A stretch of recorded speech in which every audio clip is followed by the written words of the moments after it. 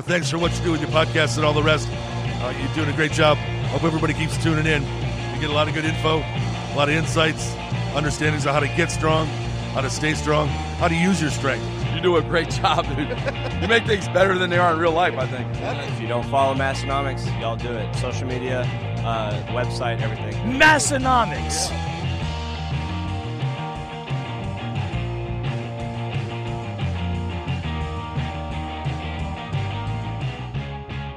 Welcome, everyone, to the Lifting Podcast About Nothing, formerly the world's strongest podcast, recorded from the heartland, the dead center of the Midwest, South Dakota. My name is Tanner. And my name is Tommy. And we've got a lot of exciting stuff to go through today, namely a Q&A. So we took questions via our Instagram story. We've got a whole mess of questions in there to go through, and we're going to, you know what? We didn't pre-screen any of them. We're going to do our best to answer them all. We'll do it live. F it, we'll do it live. And first, as we're doing it live, I want to tell you live about Juggernaut AI. It's the smartest program for you. You get in there on Juggernaut, you tell the system all about yourself and your goals. You tell the system gender, age, size, strength, experience, recovery, and much more. And then on their proprietary algorithms, they'll start to work towards building the smartest program for you. It's got individualized program made specifically for your goals, and then it's making adjustments every step along the way, whether that's within the workout, prior to the workout, post-workout, post-block, post-mesocycle. I'm just making things up now that sound like times post-macro cycle. Yeah. There's a lot of times when it'll make changes. Juggernaut AI, you can check it out. It's very affordable. I think it's a great value buy. You're getting a lot for the little bit you pay on this. And when speaking of what you pay, if you use discount code Massenomics when you sign up at juggernautai.app, that'll save you 10% for the lifetime of your membership. Check it out, juggernautai.app.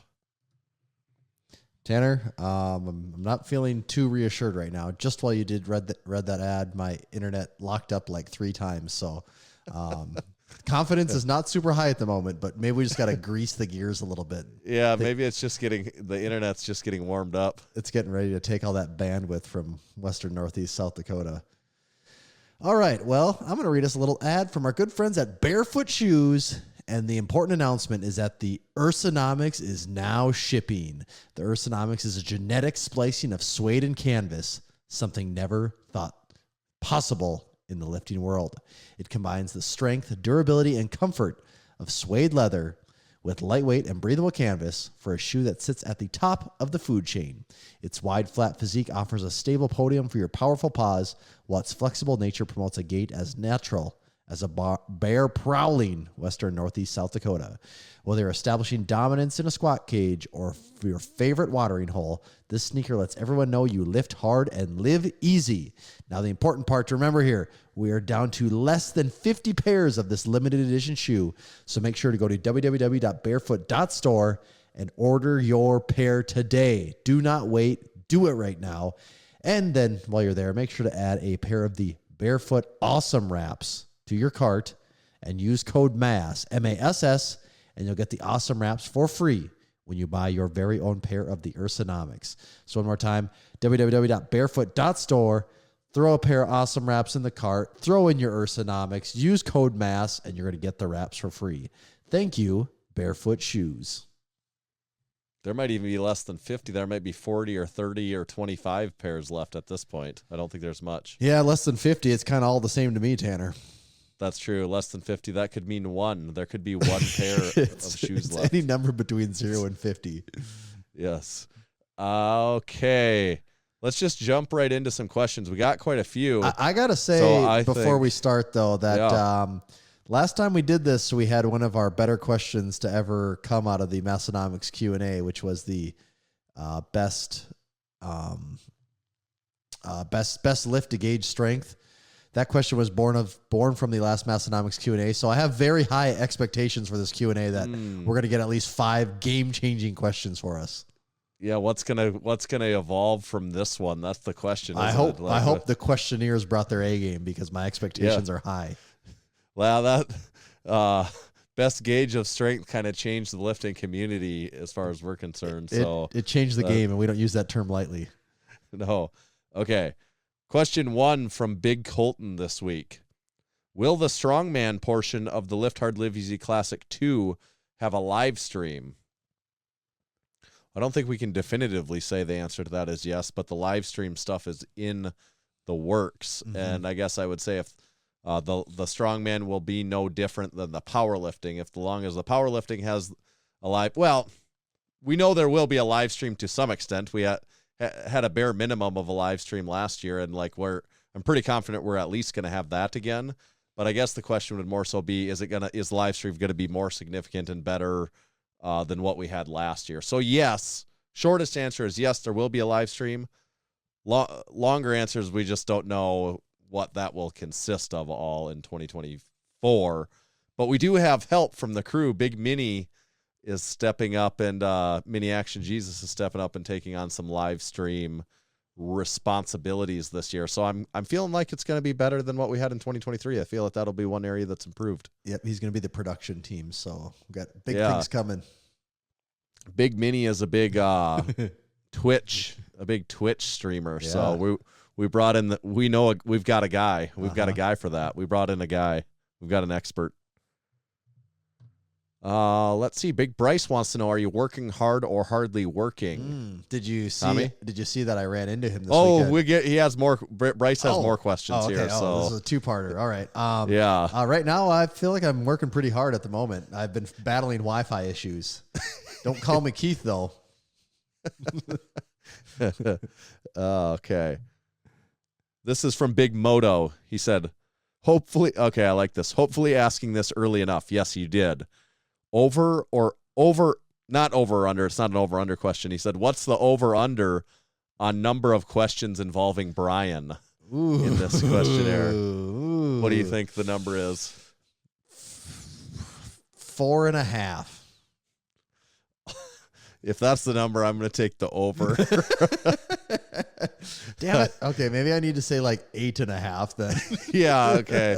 8.5. I think that's a better number. That one makes me really think. Then I'm not sure. We all know who Brian, of course. I think maybe we'll fall I'll take under 8.5, I guess. Okay. But I'm not confident. We'll keep track. That's one.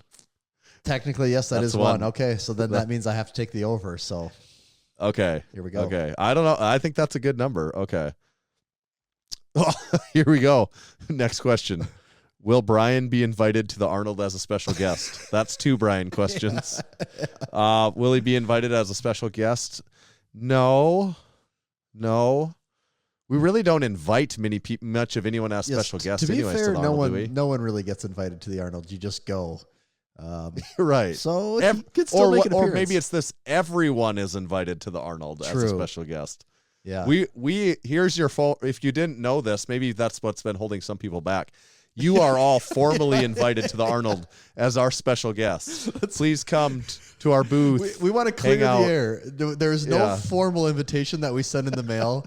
Everyone is actually invited. You don't have to wait, but we will extend the invitation on air right now. Yes, everyone is invited. Just so you know. And according to the Arnold marketing team that we get update emails from every single week, hotel bookings are up over 200% right now. Whether that is to be believed or not is up to you. But according to their emails, hotel bookings are up over 200% from last year at this time. The Arnold PR people or whatever those are, they're the boy that cried wolf to me. I don't believe anything they say. I think they just make shit up at this point. And this year, this is a little inside baseball here, so everyone pay attention. Is this year the first year of the new management company, or was last year? Because remember the people that put it on. This is new. I think it's new this year, maybe. See, I cannot remember if it was last year or this year, but either way, there's been the promoter, the people running the whole thing. There was a shakeup in the last year or this year. Yeah. And whether it was last year, it was their first year and they were playing it cool. This year, they are hyping it up to the promoters so hard, to all of us exhibitors. They're basically saying that tickets are selling faster than they ever have. The crowd is bigger than it ever has. Bigger than ever. Yes, they're billing this as a record Arnold. So it'll be very curious to see how those words. I don't buy it as bigger than ever. I buy it as maybe bigger than last year, bigger than the year before that. I don't buy it as. Yes, I would believe biggest post COVID, but that year 2019 was absolutely insane. Yes. Okay. 2 Brian questions. Next question from Big Brand. Can there be a moment of silence for Brian tonight? We all miss him deeply. 3. Yes, just we'll give Brian a brief moment of silence, gone but not forgotten. Yep, we felt that. We felt that. That one hit home. I almost utterly unrelated, but that just made me think of something right there. I went to my kindergarten daughter's Veterans Day. Oh yeah. Thing, you know, I've been to many of these things over the last. I feel like we get like a yearly update on this every year. It seems like you're involved in a program of some kind.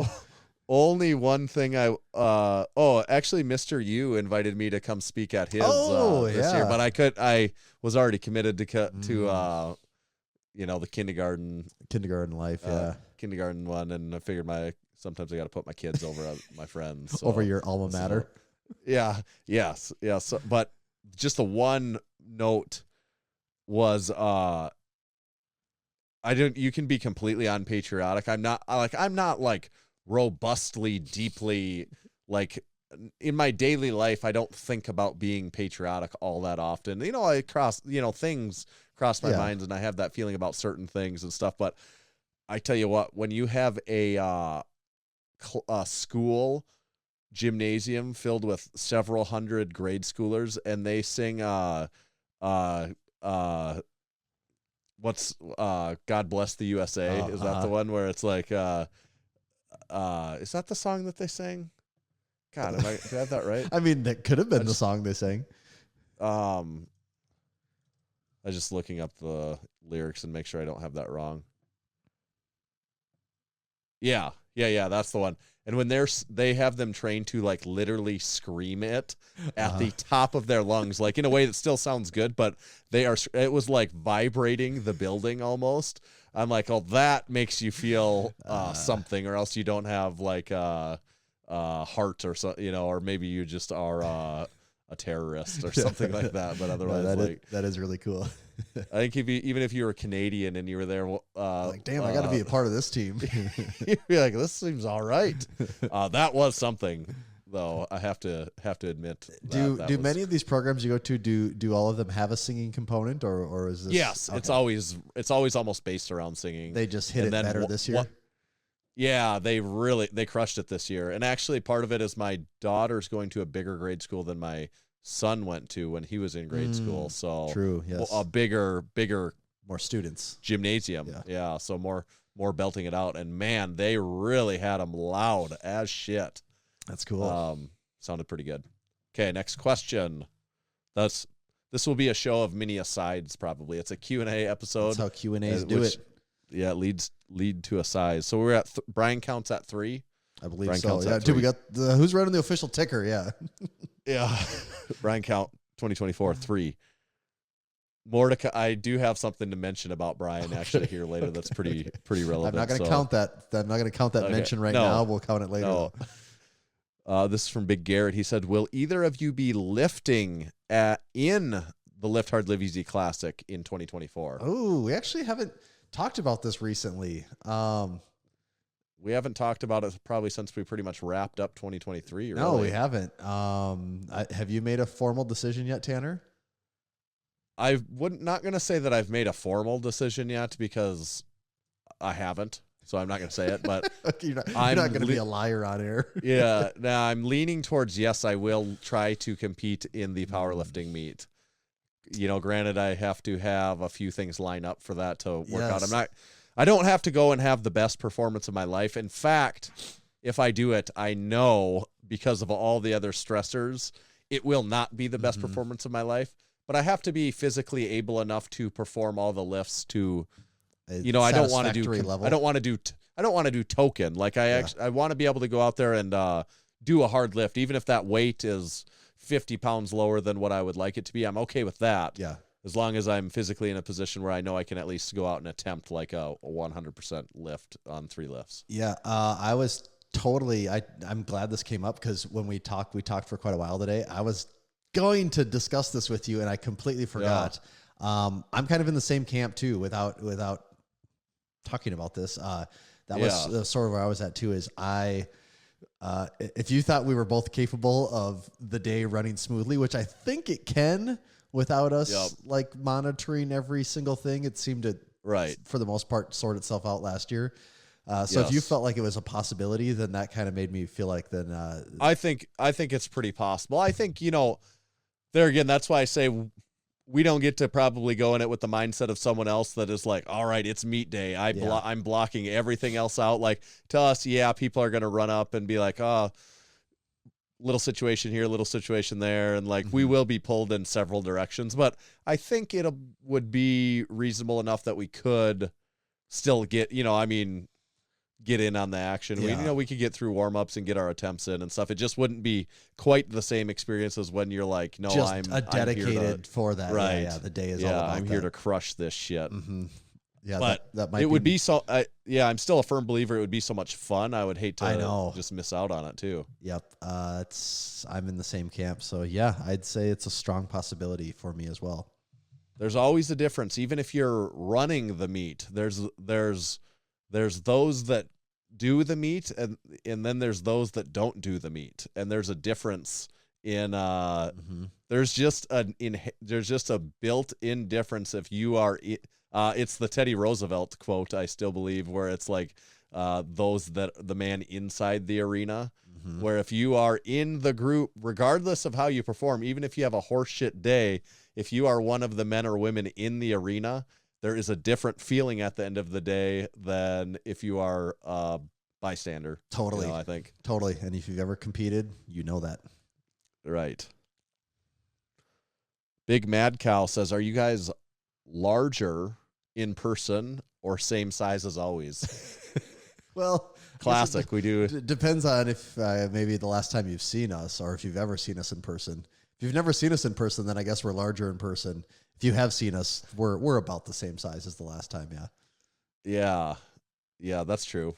It hasn't changed very much. I mean, I'm physically a bit smaller than when I've been. No one knows that. No. Yeah, no, right. I'm as big as ever. Big as ever. Keith did have a good question though. Who's going to record everything if you're lifting? Though, Tommy? I don't know that you could still have the camera. I didn't know you could hold a camera when you're warming up or anything That's like true. that. Well, and there's at least three flights, right? Yeah. So I mean, 2/3 of the flights you won't. I mean, once I get my first attempt in for each lift, the rest is just bonuses, right? Yeah, Those don't even matter. Right. Like I got to scratch my second and third attempt. I have to film these other guys lifting. Yeah. Big Murph said GoPro. There you go. Yeah. Okay, Big Jake the Snake.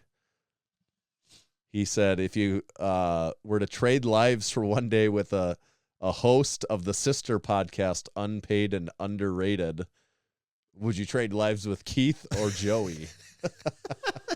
Man. Let me see. Do you have an immediate answer? I don't have an immediate answer. Here's what I'm doing in this situation. I'm going to trade lives with Keith, and I'm going to go down to his basement gym, and I'm going to snag his pair of 85 Yorks, one of his 9-pound York dumbbells, and just for the hell of it, I'm going to bring a pair or two of his deep dish York plates. Yeah, might as well. And I'm going to send them all to my home address here in Western Northeast South Dakota. And then the next day we trade places, and he does. I assume, obviously, people don't have recollection of what happens. No, he wasn't there. Why would he know? No, right. So he'll wake up and not know where they're at, and then I'll just stuff those away when he comes here for the Lift Hard Live Easy Classic, so he's not privy to it. But I would trade with Keith, and that's why I would do it. So that's a really good way to think about it. Where my brain was going right away was like, do I want to go south of the border to our friends in Canada? Do I want to be a Canadian for a day or not? Would you want to feel what it's like be like Canadian for a day? That's actually kind of an interesting thought too. And like, do I really want to do that though? That sounds kind of scary. And Right. So by that logic, I think I'd prefer to stay American for the day. So I think I'd be Keith. Okay. That's I'm not ready to be very Canadian for a different day. reasons, but I don't think either of us arrived at a wrong answer. Big Toby said, stop playing coy. Who is Repeatonomics? That is a mystery. I That wish we is, knew. Yeah, I that can is a guarantee that it's mystery. not either one of us. I don't think anyone suspects us of it anymore, do they? I don't think so, but Yeah. we are not Repeatonomics. I will go on record of that definitively we are not Repeatonomics, neither nor. No, or any of those other accounts for that matter. We do not run, nor We gotta- have we run. I gotta do all we guess can I to also keep this run. one account I am going. behind Massenomics gym account. If anyone doesn't know that, And the Tanner Barrett account as well. yes, I am behind that also. But none of the other. Never have we ever had another parody Massenomics account. That would be absolute insanity. Oh, Another level that I just couldn't even fathom undertaking. no way. I'm really thirsty, Tanner. Oh. Let me just reach off camera into my drink spotter here. Oh, yeah.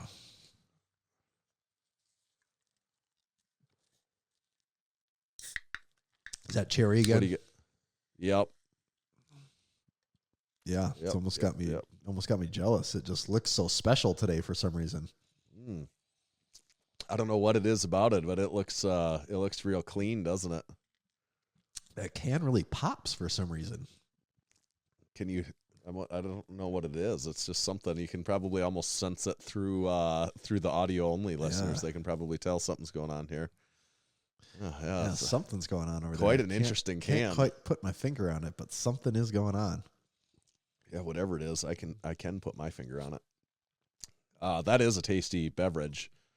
This does remind me. This beverage also reminds me. Black Friday is coming up. This episode comes out on Monday, the 20th, and Thursday, the 23rd, is Thanksgiving. But nobody cares about Thanksgiving. Everyone cares about Black Friday and the Massenomics Black Friday mega event. Everyone's favorite day of the year. They've had their peel away calendars marked just for this day. Yes, and they all want to know about our 1, 2, 3, 4, 5, 6, 7, 8, 9 items. Woo!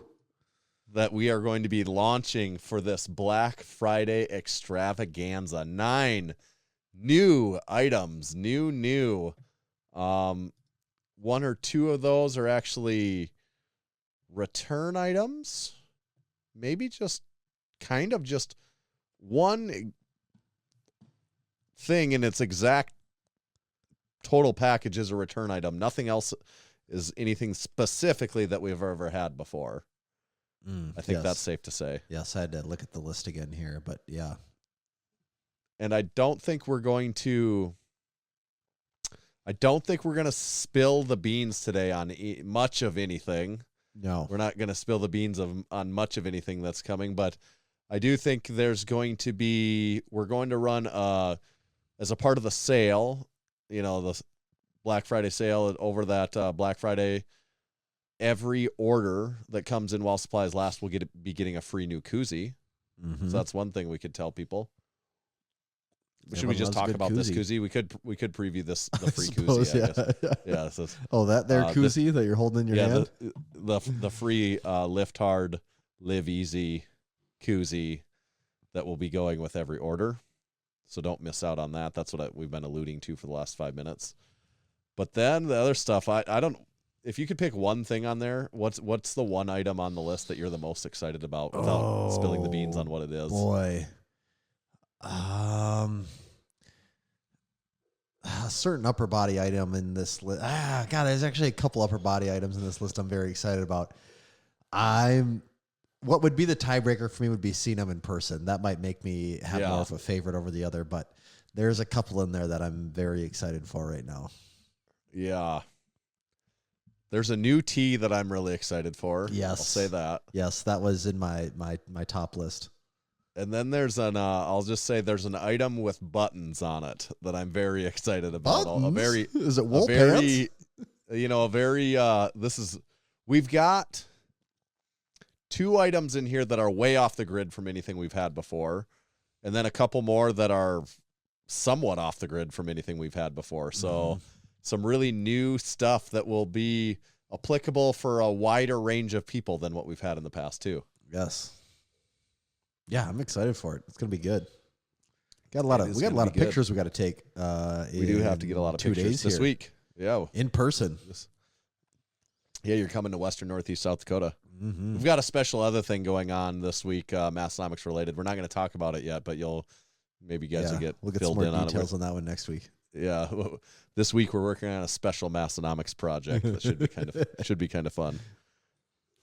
Okay, from big one of the Davids, was Brian? That's number 4. Was Brian an elaborate made up account? Oh, So Tommy, man. unless you're about ready to spill the beans to me that you were Brian the whole time. No, I'm not. But I was just thinking how elaborate of a scheme that would be if that was actually something we were doing. You couldn't plan that. And I don't think so, though. because if you came off more offensive, people would just, Instagram would just right. either ban your comment or people would ignore you if you were more offensive. It was just the right level of thinking you're above this. Right. That really resonated with people. Right. That man has a So gift. Yeah, he does. He's got a talent. He does. Only Brian. That's our Brian, right? That's our Brian. There he goes. Okay, this is from Big Trent. He said FMK, because there's always got to be an FMK in the Q&A, right? That's right.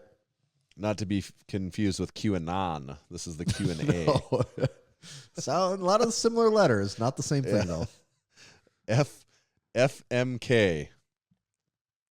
This is a good one though. I don't read FMK unless it's good. That's my new policy. I'll only read FMK Q&A questions if they're worthy. Otherwise, I will gloss over them. Okay, FMK. Chicken bake. Costco assumed. Nachos Navidad. Taco John's assumed. Ooh. Circus wings. Circus explicit.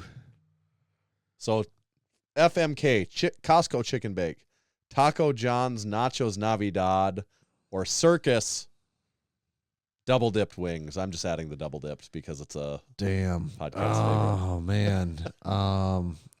You give your answer. I think I know my answer. Or do you want me to answer for you? I know for me, I'm going to kill the Nachos Navidad. I'm going to kill the Nachos Navidad. Definitely killing Nachos Navidad.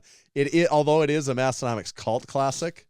Yeah. Literally, as far as eating, it can go away. Yeah, it's got nothing on these other 2 items. These other 2 items are so much more hearty than that. These are S tier. This is really where I'm struggling. I think, if I'm going to go long term with something, I think long term I'm going to go circus wings. I think I'm going to marry circus wings. I think I'd like to build the long-term relationship with circus wings. I'll fuck the chicken bake. I think I've got the same answer. That's the same. My brain immediately goes to you kill the Nachos Navidad, and then it's between the other 2. I don't know. Maybe there's not a wrong answer between those 2. Also, I've still never actually eaten a chicken bake. Oh, so right. Yeah, so there is that. That is really funny, actually. Yes. Yeah. I have purchased a chicken bake. Yes. You've been illegally purchased a chicken bake. Been in a Costco, purchased a chicken bake, but you still okay. So was there more to Bryce's question? Did we leave that out? Bryce is back. I think for later. Oh, okay. Yeah, Bryce is back. He's coming. Oh wait, that first question was from Bryce. This upcoming one is from Perfect Little Sweeties, Jim. Oh, do you want to skip ahead to Perfect Little Sweeties? Whatever. You're the driver here. Whatever. We'll just skip ahead as long as we're talking about it, because I see it right here from Perfect Little Sweeties, Jim. Does Tommy want to go to Costco with me again? Yes, I do.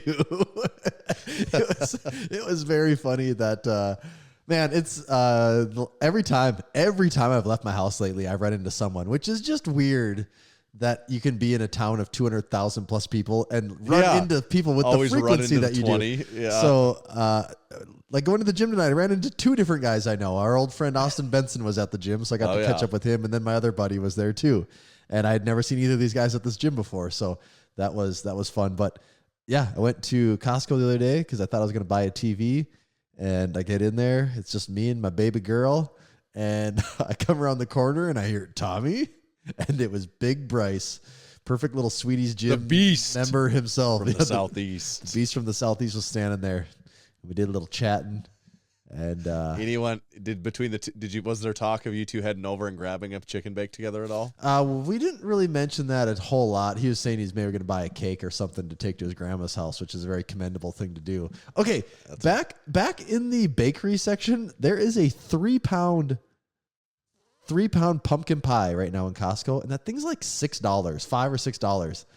That seems insanely They measure cheap to me. pie in pounds. Apparently, that's I didn't know that was a thing, but it says 3-pound pumpkin pie, and it's like $5 or $6. That seems so cheap to me for what that is. You almost can't afford not to buy it. I do like pumpkin pie. That'd be my problem is I'd eat the whole thing, so that's why I just can't quite pull the trigger on it as bad as I do on it. Yes. So we did talk a lot about the upcoming Crew Falls December to November meet and greet, and we're both very excited for it. That is going to be fun. If you haven't signed up yet, go onto our website. It's like in the About section. You'll find it. There's a sign up for the Crew Falls meet and greet. It's December 9th, kind of December 8th and 9th in Sioux Falls, South Dakota. All supporting members are welcome. We've got about 20-ish people signed up, but we got room for more. We're going to hang out with our wangs out. We're going to lift hard. We're going to live easy. It's going to be a hella good time. Keith's right. They don't call it Crew Falls for no reason. From Big Joey, who has been your favorite unpaid and underrated guest on our sister podcast? We usually don't pick things like that. Right. It's hard to pick our favorites of our own podcast. Would you say they've all been in the top like 28 of people for you? For sure. I'd say they're all in the top however many episodes they've had that number. Yes, that's what we'll say there. From Big Joey, what part of the Lift Hard, Live Easy Classic 2024 are you looking forward to the most? Ooh. What are you looking forward to the most in 2024? I still just have a hard time not saying just seeing and hanging out with everyone. That's really hard to beat. That is so exciting. I think that I can't say lifting. Assuming I do lift, I can't say lifting because I could go lift at any meet. So for me, it's hard to say lifting is the thing I'm looking forward to the most. No, lifting wouldn't even be like top 3 on my list, honestly. It's part of it, but it'd be top 5, but it'd be hard to say top 3. I think it's just seeing and hanging out with everyone. That's what gets me the most excited. It's kind of hard to answer that because I think what makes the Lift Hard, Live Easy Classic so special is the saying? The sum of the parts are greater than whatever, the saying. Yes, the pieces or whatever the hell it is. Yeah. What I'm saying is it's going to be a pretty damn good time. I would say the Friday evening party's really fun. Oh, God, so maybe I'm really looking forward to that. Also, though, do you remember the Saturday evening party's pretty fun too, though? I don't know if you remember that That's one. a different kind of fun even too. Like that's actually like just different varying sorts of fun. And like the meat is a different kind of fun than those two things. It is just like all different levels of fun. I'm most excited about new crew, the old crew coming back, but also like them intermingling with new crew that travel in for this that haven't been a part of it before. Getting to share the excitement with everyone else. Yes, being their tour guide. Right. Everyone's been here once now, or a lot of these guys have, so they're basically local experts at this point. Right. They can take them to all the hot spots. Mm-hmm. Big Dutch Matt, what are the plans for episode 400? We, funny enough, haven't even talked about that yet, have we?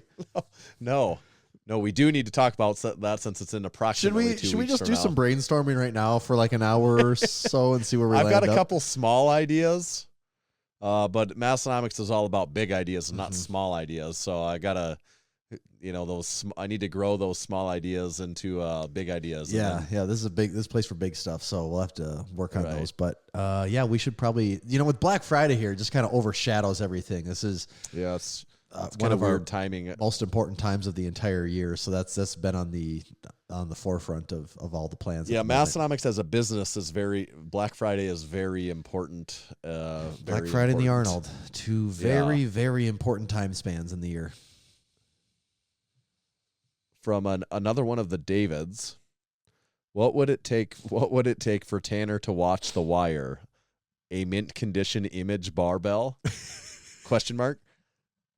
If someone I think I would, yeah, absolutely. If someone was like offering up a mint condition and this was like a piece of the Buddy Caps timeline and they could say, yes, this is what Buddy Caps made when you know, and like this goes with your timeline, and it was mint condition, I would watch an episode of The Wire for that. I was going to say, you're going to go 60 hours deep just for that? No. So I have to watch like the whole thing. Joking aside, I wouldn't consider watching The Wire punishment. But if you actually said it, I don't know when in God's name I could get through that long of a show. Like, it might take me a year the way things are right. Like, I don't even know if that. I'm not really sure. Like, no, I could watch an episode a week, and there's how many episodes is there? 60-ish. I could watch around it in there. a year. Yeah, you could in a year. Yeah. One a week. Yeah. Yeah. I could You know, maybe even 10 do minutes. 10 minutes a day, you could have The Wire done. Imagine if that's how people watch TV. It'd be the worst. Like, have you ever heard of people that will watch just like half a movie and then finish the second half the next day? Like, that routinely do this? Are you familiar with this? I don't. I have a thing where I want to finish something at all costs. Well, Like once I'm invested, I have a hard time. Like, if I'm actually sitting down for the sake of watching the movie, right? Oh, yeah. If it's on in the background and something else is going on, okay, you're not invested. But if I'm here to watch a movie specifically, yeah, I'm all in on that. My wife can essentially not finish any movie. She does not like to watch anything for like over 40 minutes. And then she's like, yep, I'm out. Like, it could be her favorite movie of all time. Titanic or Avatar, and she just won't do it. I'm quite sure we've not finished. I mean, those are bad examples, but I know I've even watched Armageddon Titanic recently. Yeah, there you go. Well, actually, she really likes Lord of the Rings, and those are so long. They are those are long insanely movies. long movies. We did watch those within the last year. Because it was the only way I could get her to watch anything with me, is if we just picked her like her favorite movie of all time, which is the Lord of the Rings trilogy. And that took us many nights. Really? To like that third one. I swear that third movie is like 17 hours long. We tried watching it so many times, and just like the third movie probably took us at least 3 separate occasions to finish it. That's pretty commendable, because I would have just given up at that point if we had to restart it multiple times here, or continue for 3 different times. And I've seen all of those movies. Every minute of all of those movies before, I know I've seen before, and probably more than once.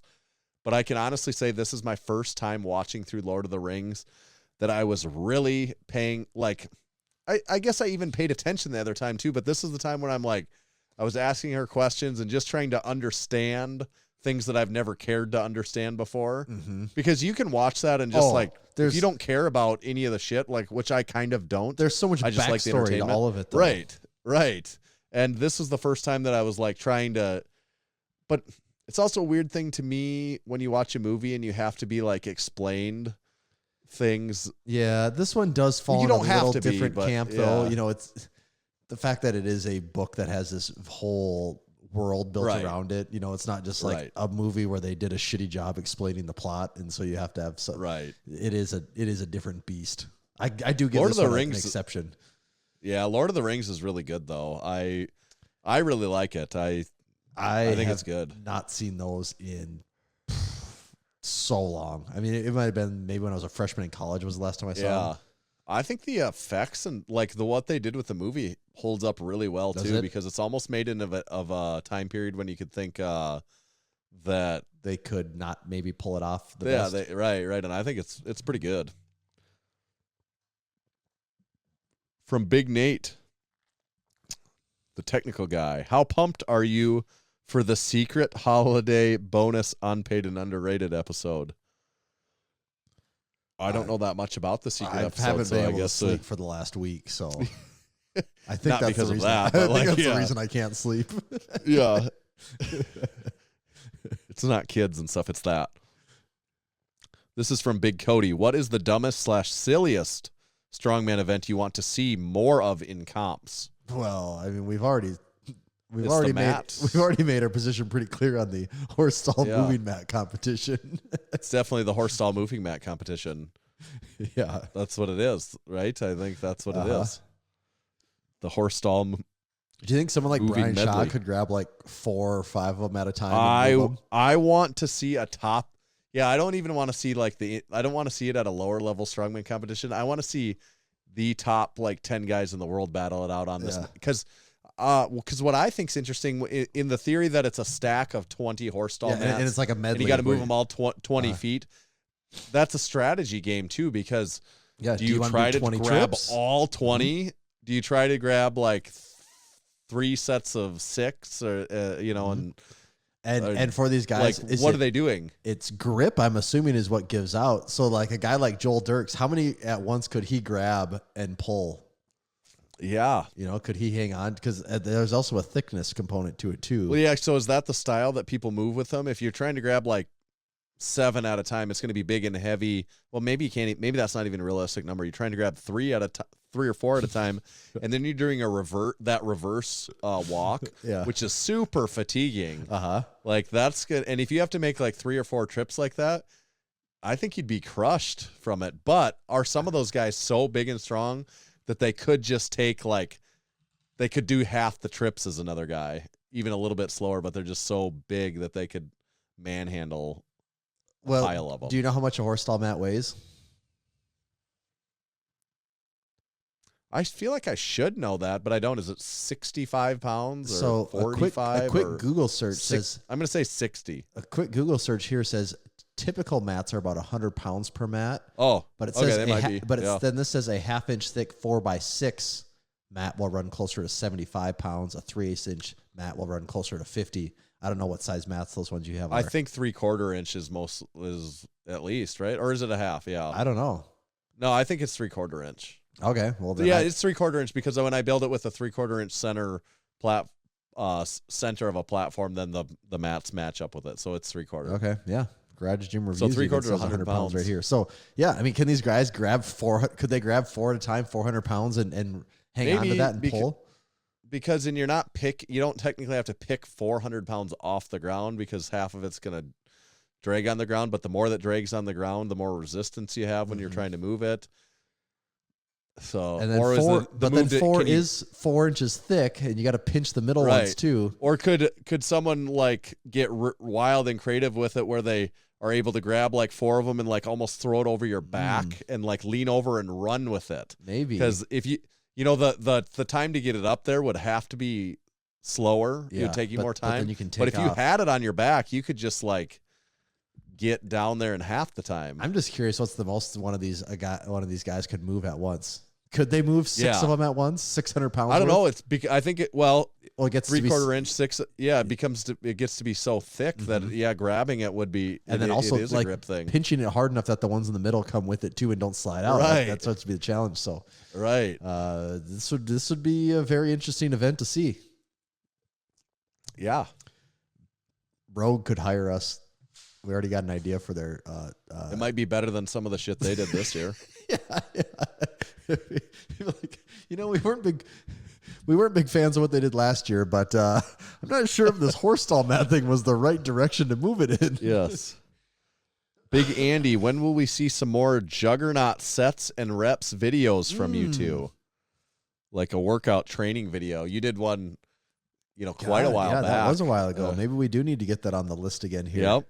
That could be on the list. I kind of just assume the general public finds these training videos kind of boring because the general public has no idea who we are.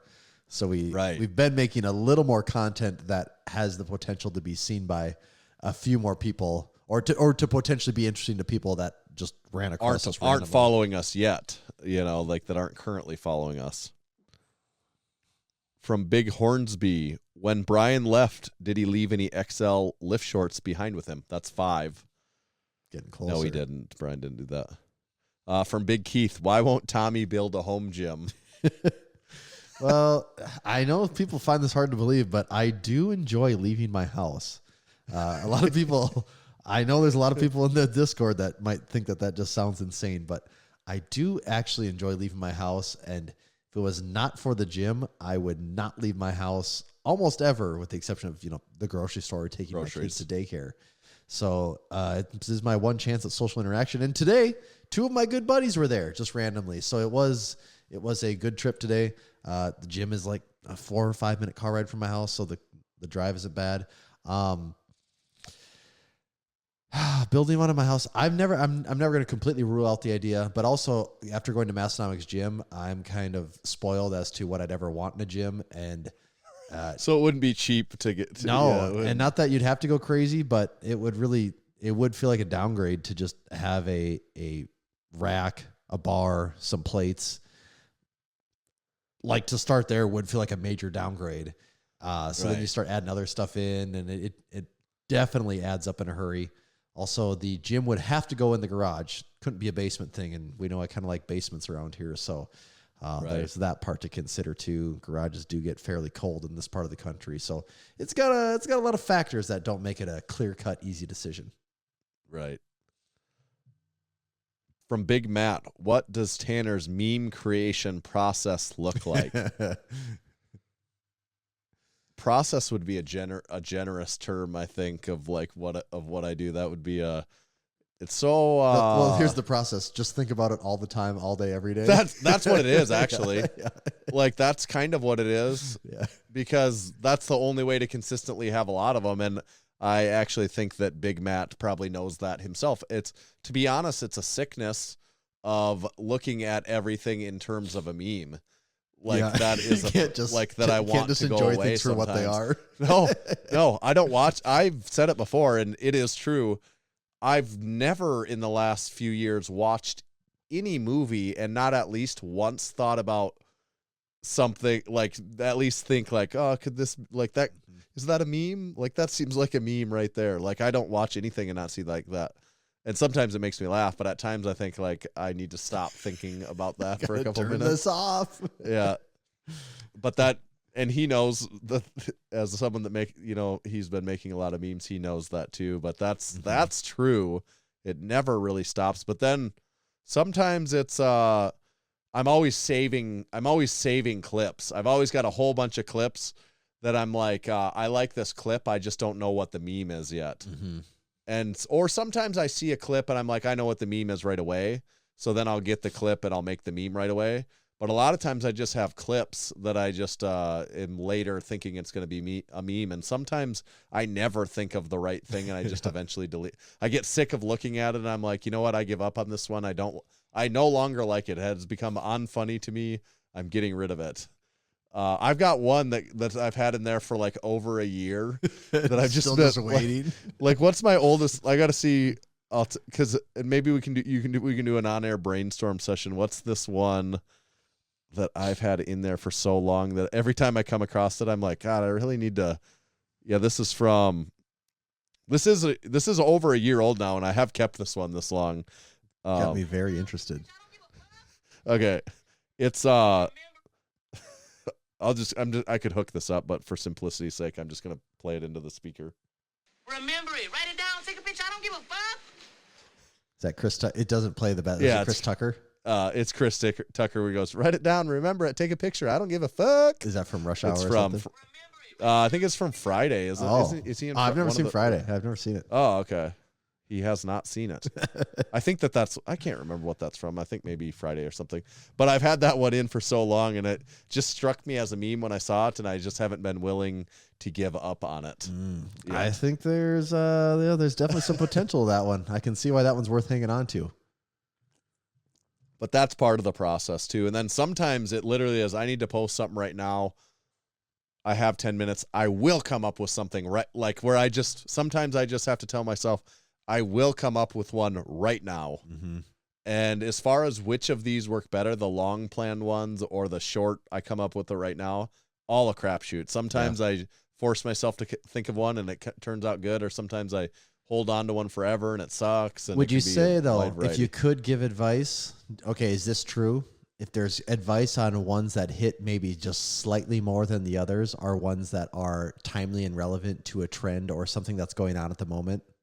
Yeah. that could maybe offer commentary as to some event that's happening. Not always. It's not a. Yeah, it's not always. You know, But, it's but like. do they but it have is maybe like, a slightly higher success Yeah, rate? they do. They do. They definitely do. And then there's certain themes. If you follow our thing, you'll see. You know, I'll come back to certain themes. Also, some.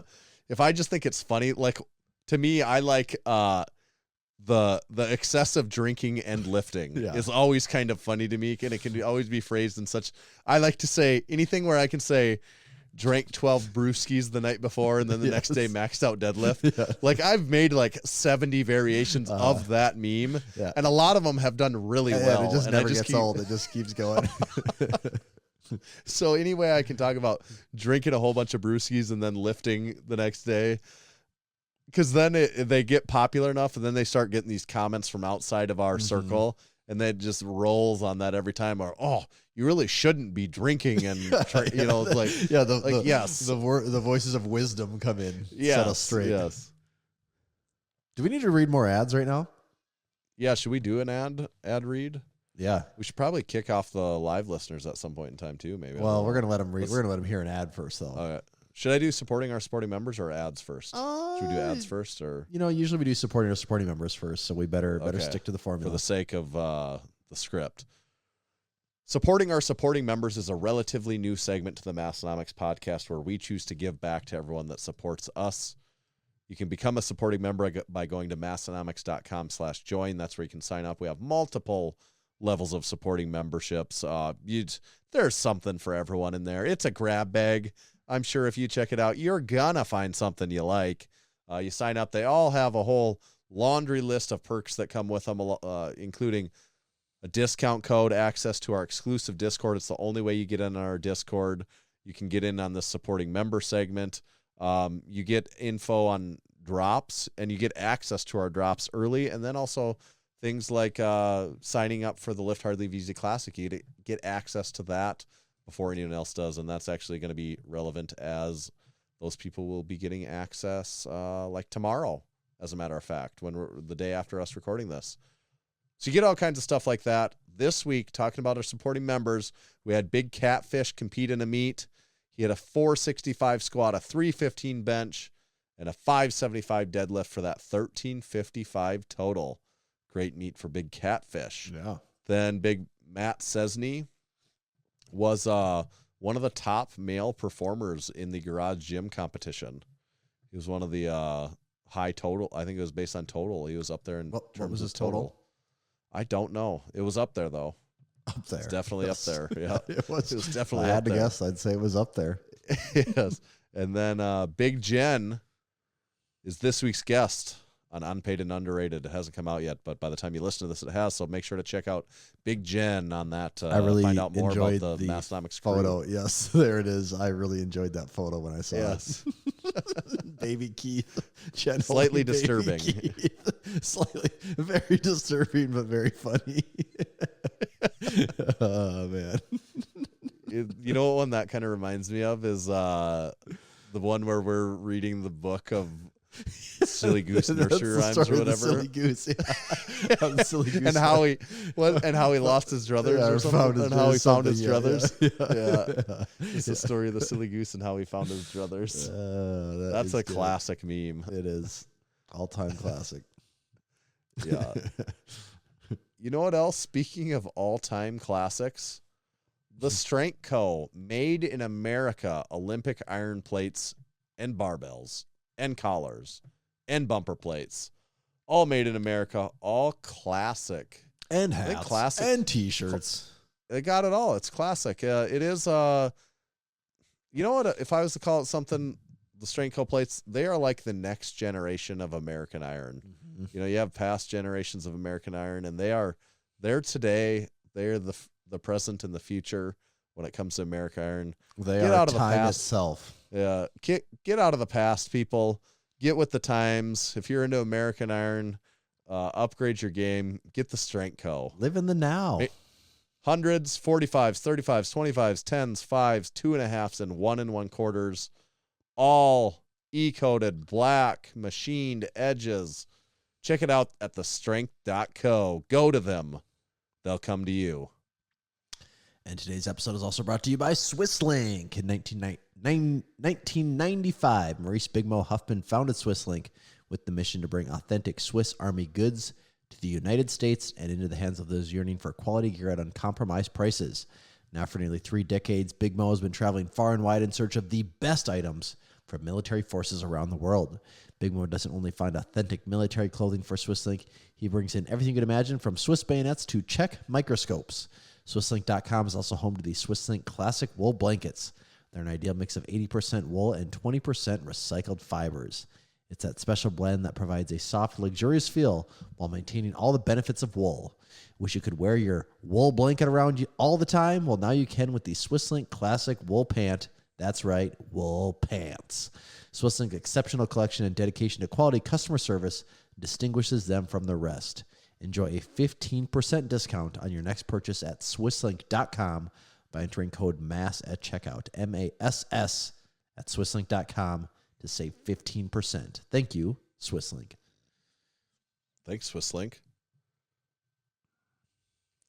Got a relevant question here from Big Matthew. He says, when are you bringing sweats/bottoms back? Sweatpants, sweat bottoms back. So we don't have them now, but you could go to SwissLink and get wool pants. You could go to wool pants. Otherwise, this is a time of year that's known for Yeah, we've been talking about it. lower body garments to to be show up. honest. So I don't know. Sometime in the next 6 months, you could maybe see something. Yep, we Just have to have. keep It an is eye on out. our radar. Have to keep an eye out on those drops. Yeah, it has been on our radar for sure. Mm-hmm. Recentonomics says, what would a custom Massenomics pheasant hunting experience entail? Oh, man. We are the pheasant capital of the United States right here in Brown County, South Dakota, western northeast South Dakota, pheasant capital of the U.S. Yes. Absolutely. People that don't know, pheasant hunting, when season start? A month ago? 2 months ago? Yeah, in October. Yep. October. People fly It's in in the heart of it right now. from all over Yeah. the country, spend big bucks, and I'm not exaggerating. People spend Oh, many. God. I mean, some places Tens of thousands. five plus thousand a guy. Yeah. I mean, so there'll be groups that'll come in and there'll be $10,000 a person they'll spend to go to these all catered in every way hunting lodges, and they tend to your every need. And I don't know if we'd be at that level of service for the Massenomics. No, I think ours fencing would have to focus. Ours would be the pheasant hunt would just be a parcel, a piece of the total experience. Where Oh yeah, you don't a lot of it would be food related and experiential. I mean, to me, half the fun of pheasant hunting was just getting around with everyone, and then you just eat a bunch of shit in the morning because you can't start until noon. On the opening day, it's noon. Okay, yeah. So you start at noon, and then the other half of the fun to me was always you're just driving around in fields, like you're kind of off-roading, acting like idiots the whole time. And then if you're lucky enough to find some birds, that's always a lot of. That's exciting too. Firing off, even like knowing things you have no business making that shot. You're like, no, I got to fire the gun anyways. You're just It can be a lot of fun. I mean, I do get why people like it, but it's been a while for me. It's been a while. From Big Jeff. If you were a hot dog and you were starving, would you eat yourself? I know I would. Wait, am I a Costco hot dog or an Oscar Mayer hot dog? I wish I were an Oscar Mayer wiener. Yeah. What is that from? If you were a hot dog and you were starving, would you eat yourself? I know I would. Is that from? Is it from something? That's from something. I'm finding out. That's definitely from something. Is that The Office or Harry Carey, Colin Quinn, Will Ferrell. Oh, yeah, it's Harry Carey from SNL. Will Ferrell, yeah. Yeah. Harry Carey. Yeah, that's what that is. Yeah, okay. Does he do one too? If the moon were made out of cheese, would you eat it? Yeah, yes. Yeah. That is I forgot Harry about Carey, those. absolutely. Wow. Yeah, that's good. Well, here's his next question. So that was almost like a prelude to the next question here from Big Jeff. This is a good one. Which Will Ferrell character would you most want to lift with? SNL characters allowed. So any Will Ferrell character, if you were to get a lift session in with them, which would you choose? That's a question. That is a good question. There's almost too many. He's almost leaving it too open because there's so many characters to think about here on the spot. Right. You know, if this was a research project where I could really go and dissect every character, I could give a better answer. But, I mean, Ricky Bobby would be a fun one. He's got that competitive edge, which would make that part fun. I mean, you could say from an athletic standpoint.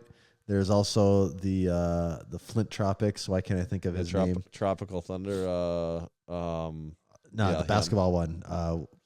What's? Oh yeah. Oh, I cannot think of his name in that movie. Semi-pro. Jackie Moon. There you go. Okay, Jackie Moon. You know, he is an athlete, so that one. What about Anchorman Will Ferrell? He wouldn't be really behind. I don't think he'd be a good gym guy. No. He just likes to do single arm curls. That's all he likes to do. Well over 1,000. Yes. Yeah, which is a lot. It's a lot of volume.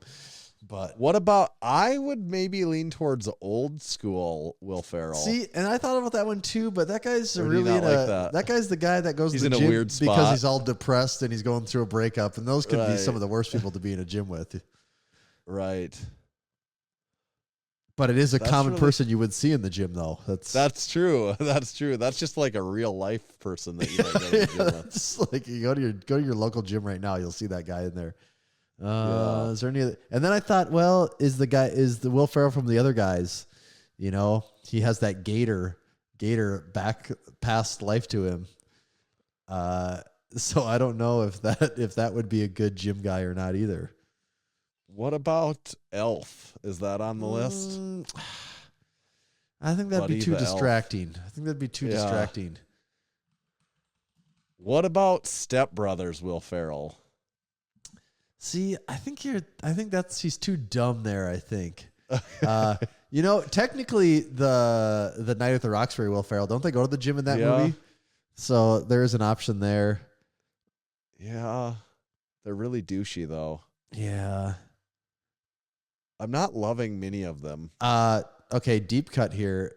Mustafa Will Ferrell from Austin Powers. That guy, he doesn't quit. He doesn't. You can shoot him again and again and again, and he just doesn't die. So that guy has some staying power. Yeah, that's true. Why was he in that? Was Will Ferrell on pop? Like, was that early that he was like? I don't know if he was doing really movies yet at that time, because that would have been what 90. I actually forgot 99? about that. What about Mugatu? Yeah, probably a little too high maintenance for the gym. So I don't know if that one works out either. I kind of like Jackie Moon. I like that choice. I think that'd be a pretty decent one. But then we haven't really dissected too much of the SNL. Oh yeah, he's George Bush. He's George W. Bush on SNL. And Alex Trebek. Oh, suck it. Yeah. I don't know if I'm gonna go with Jackie Moon. That's the best one. I'm not sure if I'm in love with any of those, but that's what I think I'll go with. Yeah, that works for me. All right. Next question from Big Joe. Any word on the re-release of the Lift Shorts 2.0? Well, not really. No word on that yet. Not really much for an update there, but anything is possible. Maybe there'll be something here. Never say never. How about that? From Big Patrick, how will Massenomics top Let's Get Stupid Strip Club episode? So for episode 200, they recorded from the Lamplighter. I don't know if you know that. Yeah, and you got to call in, didn't you? They called me, and I haven't listened to it. I see the episode is out. I haven't listened. I legitimately could not. It sounded like someone set up a phone like 15 feet behind them, and it was just a group. Like, I could tell there was a group talking. And when I'm saying I couldn't really hear them, like, I legitimately, it sounded like it was coming from they were yelling into a phone that was 20 feet away from them. I'm like, I kept kind of hearing, like, I could tell Tom was talking, or then I could hear Was there a lot Karen of yelling background my noise name. too, or you just couldn't really hear anything? There was a lot of background noise, but it's almost like the phone. It's what I think is that their mics, their mics, the sound from their mics was not going to the phone. I think they had the right. phone sitting down here on the table. Yeah, I could see and then that. they were sitting around the table. Yep. If it would have been, I wasn't catching their mic. That their would make mic sense. speak here. Yeah. And so I literally don't know what they said. I had a couple things I wanted to say to them, so I just kind of said them and then hung up. So I don't even know I don't know if they were speaking, if we were just speaking over each other or what that even sounded like. Well, I'm excited to listen to that one and find out. Yes. It looked like Big Lou was there as well. That's almost a supporting members call out right there. Big Lou was able to join them. That's good. Did he make the drive just for that? I assume so. That's really funny. What's from Freedom Fitness Equipment? What's harder, a Texas Power Bar or Chris Duffin on Vaso Blitz? Oh, that's tough. That is a couple tough of very one. hard shafts right there. Mm-hmm.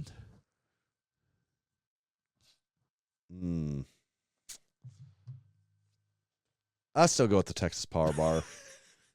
Pretty hard shaft. Just really, really thinking about this right now.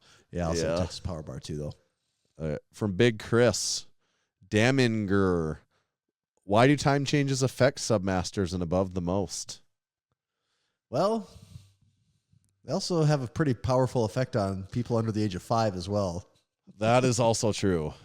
I think it's just the middle in between.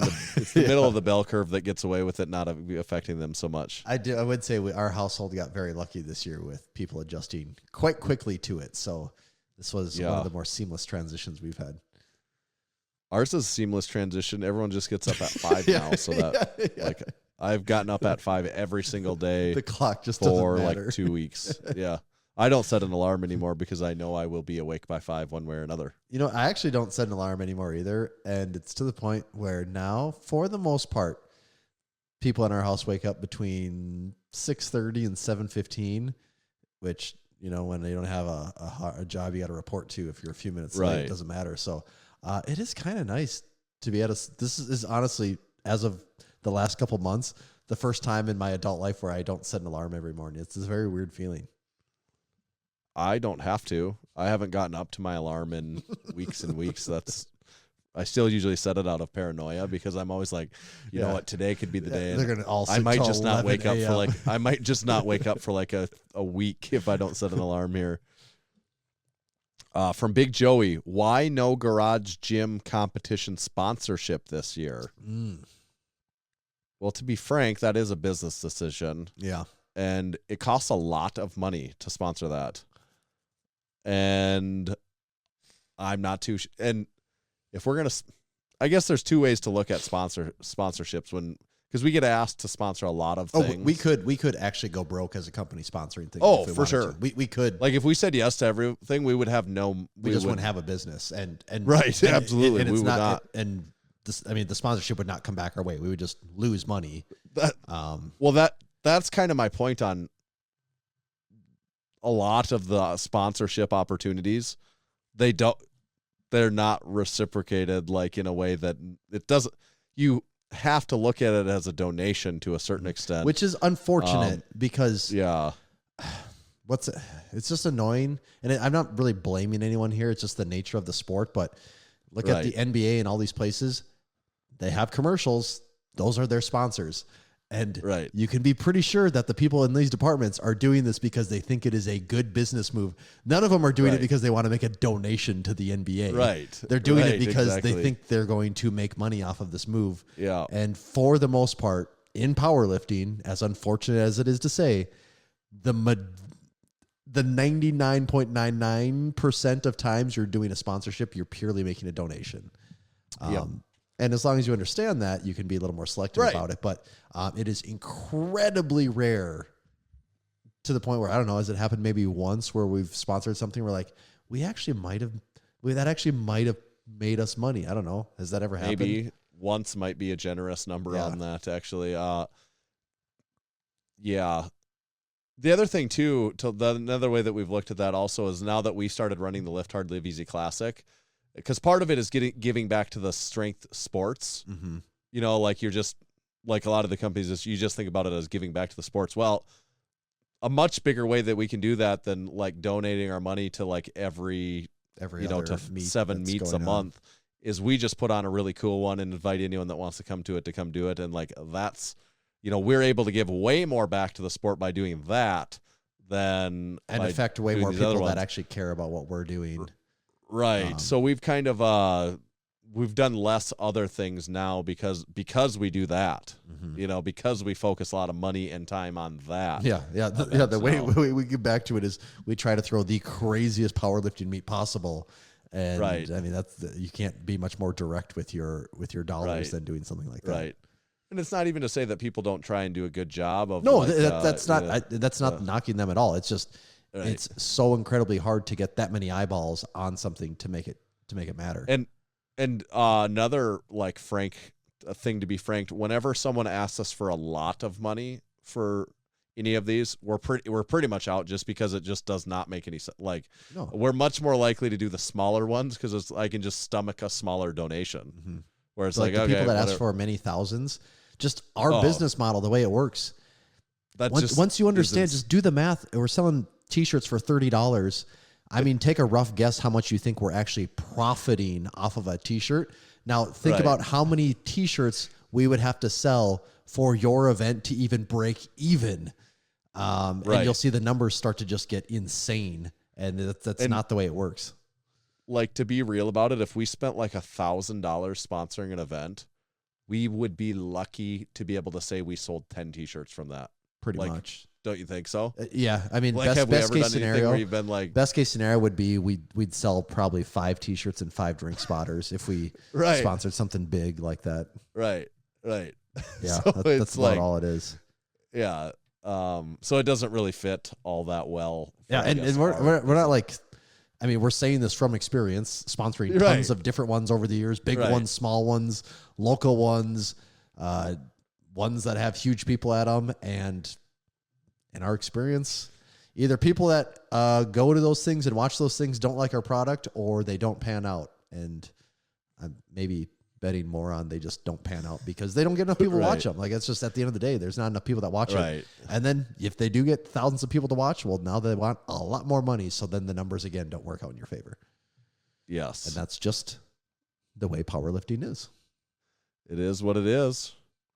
From Big Murph, she said, I recently was at an outdoor event and hauled various wood pieces toward a firewood pile. We carried the pieces across a large open field full of dying shrubs, heavy and awkward. Has there been a strongman created bonfire?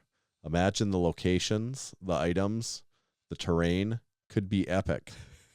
I would assume there has not been a strongman created bonfire before. It almost has a component of, I don't know, Survivor or what are those shows? All those survival shows, you know, where all you got is Yeah, your like little, Survivor, right? Yeah, your little.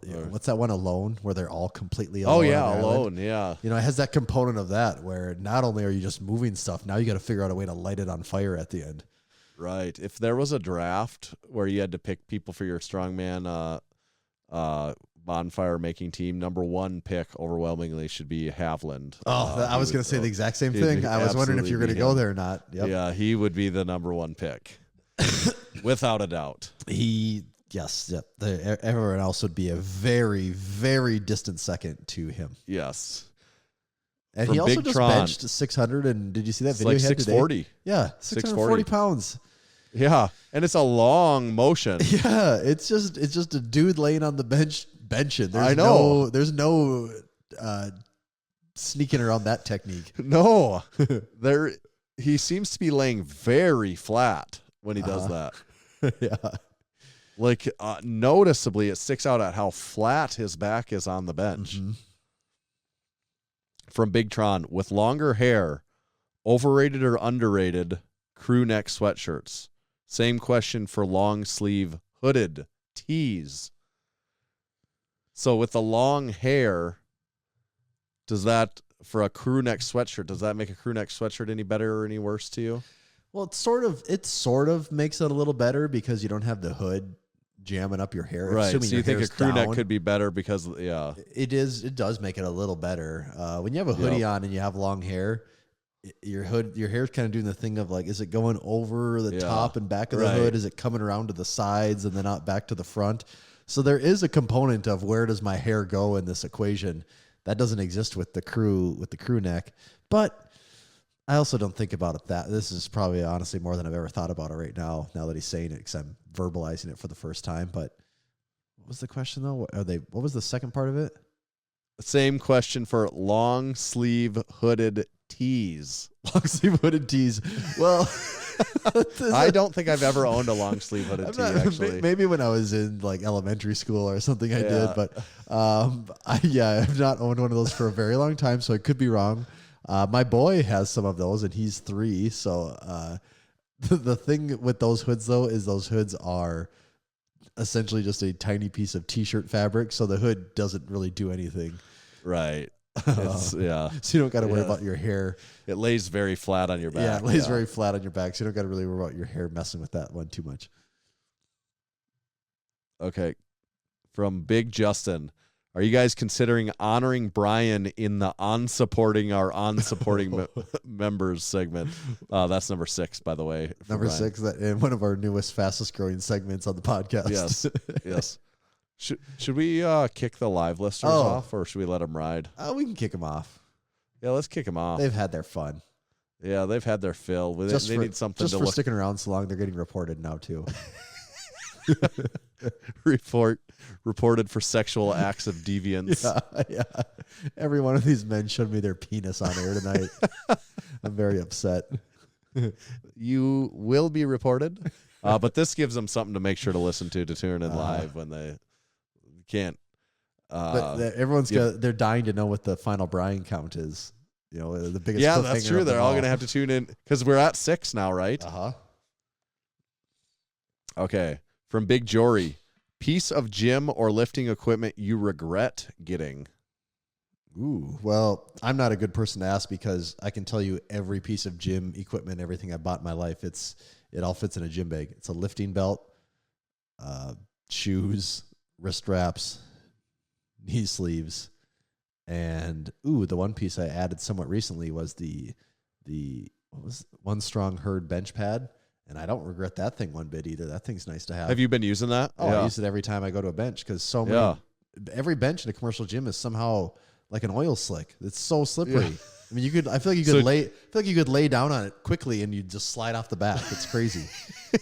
So do you use it every time? I use it every time. I mean, if I'm benching never asked you about it. If I'm benching under 225, I don't use it just because leg drive doesn't really matter then. But anytime I'm like doing a workout where I'm moving any type of weight, I always use it because you have to. No one has ever asked me about it though. Okay. Never, ever. Which I always think someone's going to, and it just never, ever came up. Even to the point where I wanted to get a color that wasn't black because I knew I would leave black on the bench because every bench is black. Right. And I've done it multiple times, and I've had people be like, "Oh, you left this thing here." And again, no one comments or asks what it is. Anything. What is it? No one says a thing, which just blows my mind.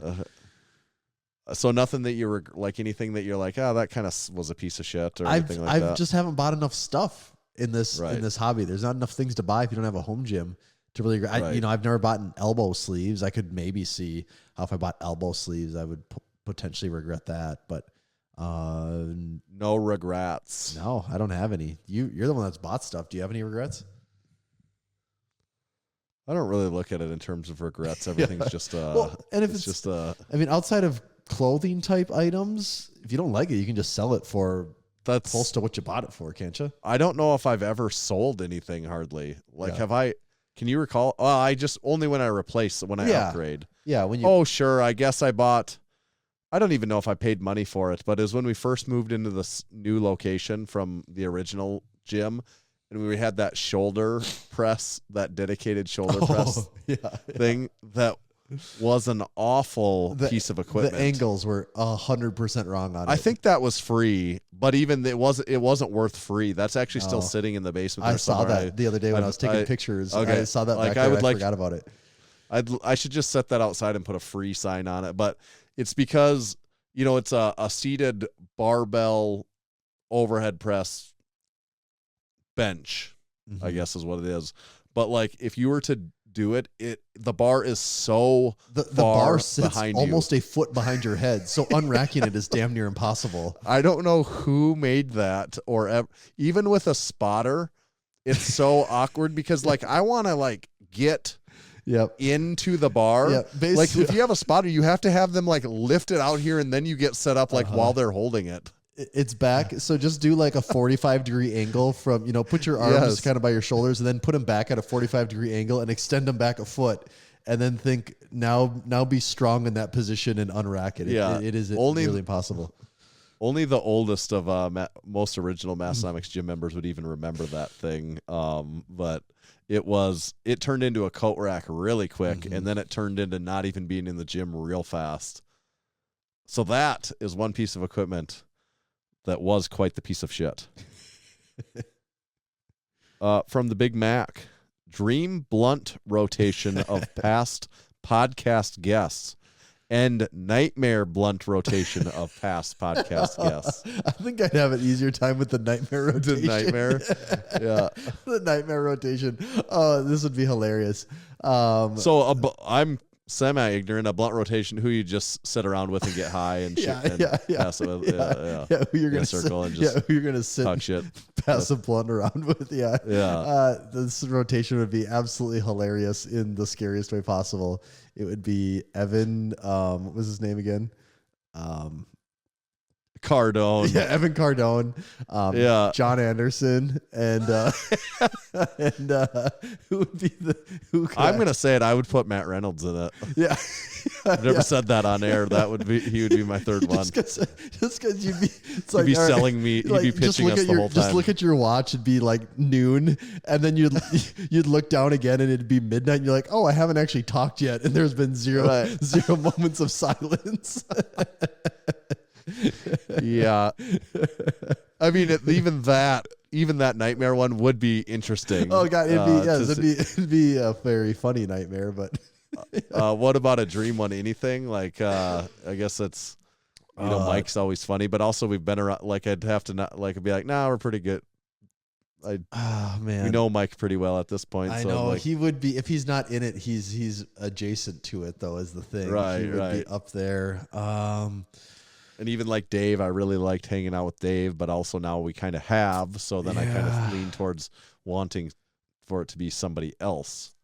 Yeah, I lean towards wanting someone that's goofier. That's why Mike does fit the bill there Right. pretty well. He does. I have a. You know what my problem is? My recalling of our guests. We've had It's so so many. hard. I can't. I have no good memory they recall all on just that. kind of are the same to you after a while. Well, there's just so many. I know, It's that's like my a problem, too, is I overwhelming. just can't- It's an overwhelming pool. Mm-hmm.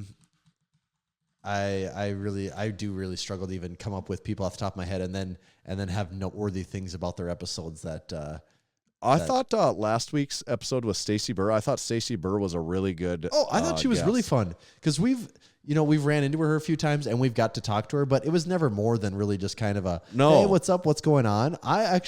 We said right away when we got off the air, I said, oh, that was a lot of fun actually. Like we had no idea what to expect.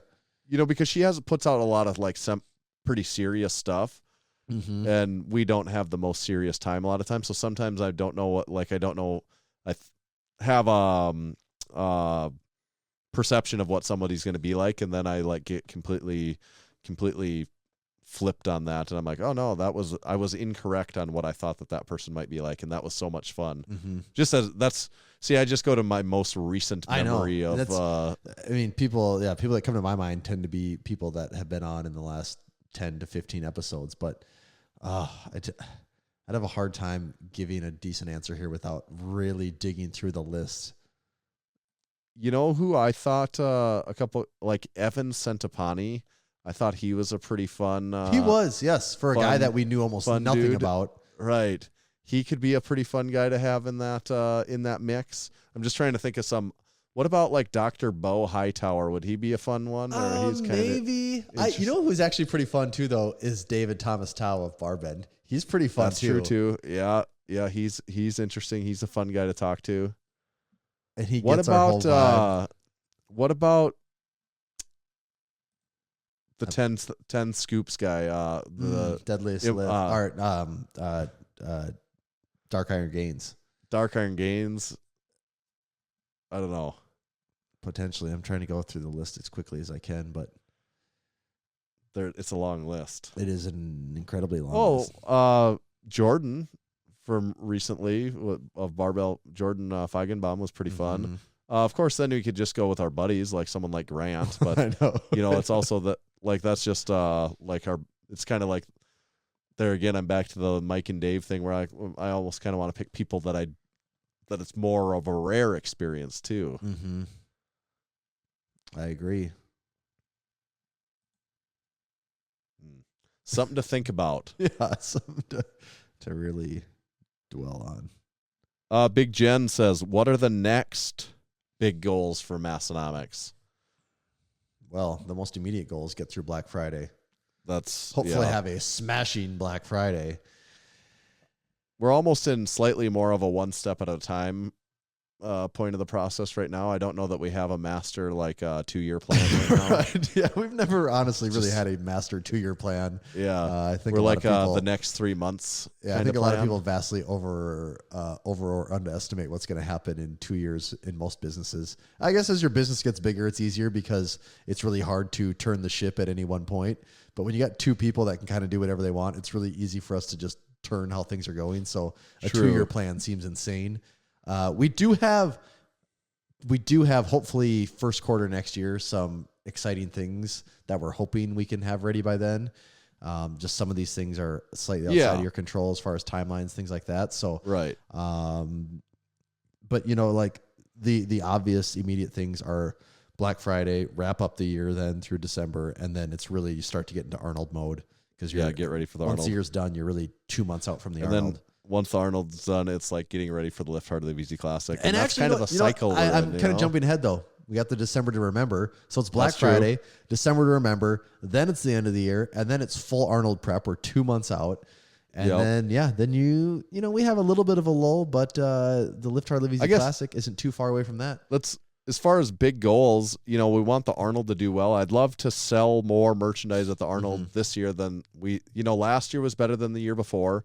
I'd love for this year to be better than last year. That'd be a goal. And then a big goal would be the second Lift Hard Live Easy Classic. The first one went awesome. So now there's some pressure for us to do better. And I want it to be, want you to come to this one and say, that first one was awesome, but this one was undoubtedly even better. Yeah. Maybe there's nostalgia for the first one. There's parts of it that you'll like no matter what, but where you really analyze and you say, yeah, this was something. This event is really increasing in magnitude and just feeling bigger and bigger. And that, we're such on the same page for that just goes without saying. We don't need to tell ourselves we should really try and one up what we did last our goal year. should be, we just know that immediately it's what can we do to make this better? It's never a discussion of do we go bigger and better? Do we want to try and put more effort in? That is obvious to us. And also to keep our YouTube going. That's another one that we there you go. That's a good one, actually. The scenes that we would love to see. I mean, obviously, we want to see all the numbers everywhere keep going up. Right. That's always YouTube's good, where we've really been focusing a lot harder than we have been in the past. Yeah, there's a lot of seeing some success there too. A lot of time and effort that goes into YouTube, more than almost anything else. I mean, actually, even more than the podcast. It's in a way, depending on the week, it can be significantly more or comparable. Yep. And yes. it would be nice to get rewarded for that more than what you do, but we are starting to see signs of things coming around. So it is making progress. It's doing well. It's there is definitive improvement, so that is promising and good to see. Yeah, the channel grew by over 10% last month, so that's a good sign. Literally that is something for sure. Big Jen also says favorite holiday food, movie, memory, or tradition. Okay, there's a lot. Favorite holiday food. I do look forward to the holiday sweets because I don't bake anything, so I look forward to the holiday pumpkin pie, pecan pie. I look forward to that. I also do look forward to the real food too because, usually someone's doing some good cooking. So I'm not partial to I gotta have this. I'm usually just pretty excited for anything that's put in front of me. So that's the food part. What was the other ones? I think it's just any of these that stick out to you, but movie, memory, or tradition. Movie. I think we've talked about this before. I don't have a super strong preference for holiday movie. I'll try to catch some as they're on, but I don't have anything there. Honestly, even tradition it's starting to sound bad. I feel like I don't even have really any like really strong family traditions. Like we have to do this on this day. I mean, we had some growing up as a family, but then as you get older and people move away and they go to different, spouses, Christmas, like things like that, you don't even have everyone every year. So those have fallen by the wayside a little bit. But you know what? Maybe I'm a man with a family now. Maybe I'm getting to the point where I'm starting to make my own family traditions. But we're early. We're early in the process there. So that'll probably come. And then was there one other one tradition? Memory. I don't know. I mean, I do have a lot of memorable times from the holidays. Between when you're a kid, it's a lot of getting presents, things like that. It's presents oriented. So some of the presents are so memorable. I remember we got an N64 one year. It made my head explode. It was the craziest thing ever. And then when you're a kid, also getting that time off from school and you're with your buddies playing video games all day, or you're at their house, or you go sledding, or you're just outside doing snow. Like our dads, playing in the snow. I remember our dads used to take us ice fishing, and that would just turn into us just driving 4-wheelers and going crazy on the ice, things like that. Lots of. And then when you get a little older, you're back from college, it's meeting up with old buddies and drinking and doing that stuff. Now you have a family. It's really cool to see, how genuinely excited your kids get for presents and stuff like that. You can kind of like you live through them. So I guess those are my answers, Tanner. What do you got?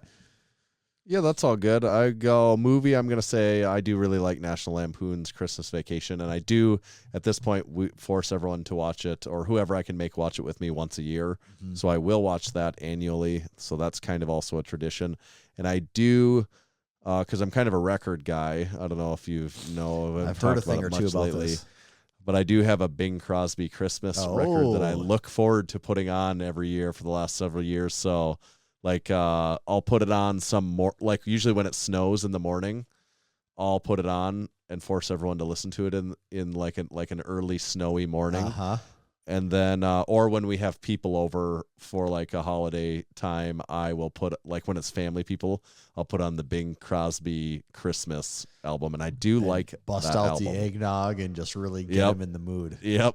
And I liked it to feel like that. And then, I like the coolest part now is kids opening presents, really, when they're getting something cool or something big or something. Yes. That's kind of fun. Even along those lines, this is the first year that trick-or-treating really made sense for my boy, and it's so funny just how hyped it's we just go over here and we get candy. We walk to the first neighbor's house and he opens up and gets a candy bar, and he's just ready to be done. He was like, all right, can we go home and eat this? We did it. Yeah. No, this is gonna go for a while. You're gonna get a lot more candy, and just every time just blowing his mind. Big Kevin says, how long after you guys had babies did you really dive back into training hard again? Well, I guess for me, it wasn't even really right away. Right away for the most part. Well, Tanner, you're going through this right now. Right away for the most part, right away you have the baby, but your life doesn't really change that much because the baby kind of needs mom. This might be a little bit of a biology lesson for you guys out there, but babies tend to need mommy right off the bat. So I didn't even feel like that was that much of a shock. It seemed later on. It seemed to me for a little bit later down the road when things got a little trickier as far as scheduling and life goes. Yeah. It doesn't really change anymore. Having another baby doesn't really change it, honestly. It's all the same. If I figured out how to lift at this through it, I'm not even saying that as it's kind of really doesn't change it. It's I've already kind of figured that out, and I could certainly make a reason to not lift. I absolutely could figure out so I never have stopped. But the question is, really dive back into training hard again.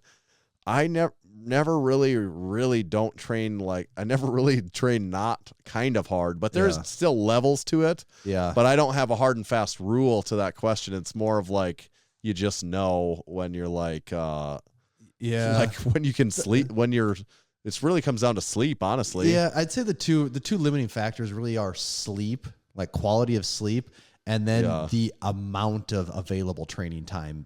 Right. It gets to be much more of a challenge, when you don't have right kids. now, my time is my training sessions have had to definitely be shorter, but then I can still today, I had bench, I still trained the bench press hard.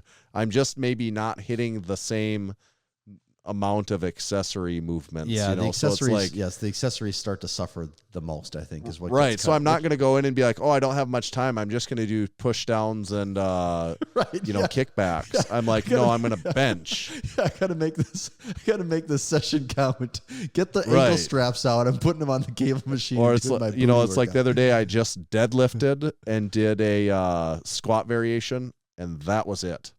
Yeah, I did like today 3 that sets was of deadlift, 4 sets of the squat, and I'm like, that's what I. And then there was a quote unquote, not like, but there was like a reason you had to get. I had to get going, so I'm like that. Well, that's what I got to do today. Yeah, that's how my day was today. I got my 5x5 for squat in, and then I got through very quickly some leg curls and some incline bench.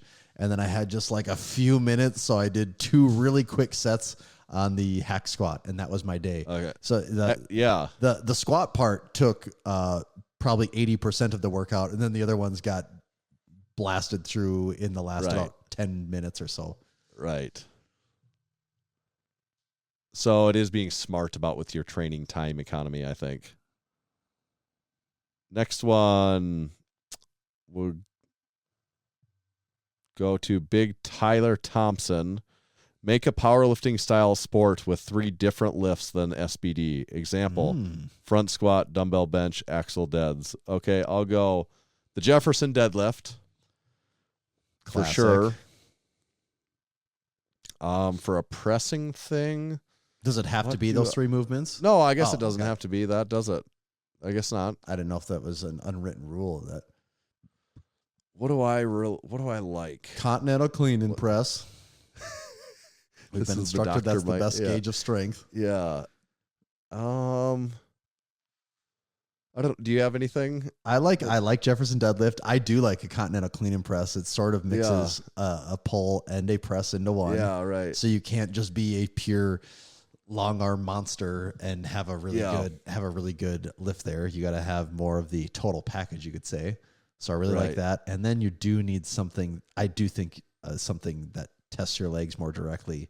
So is that a front squat? Is that a back squat? Is that a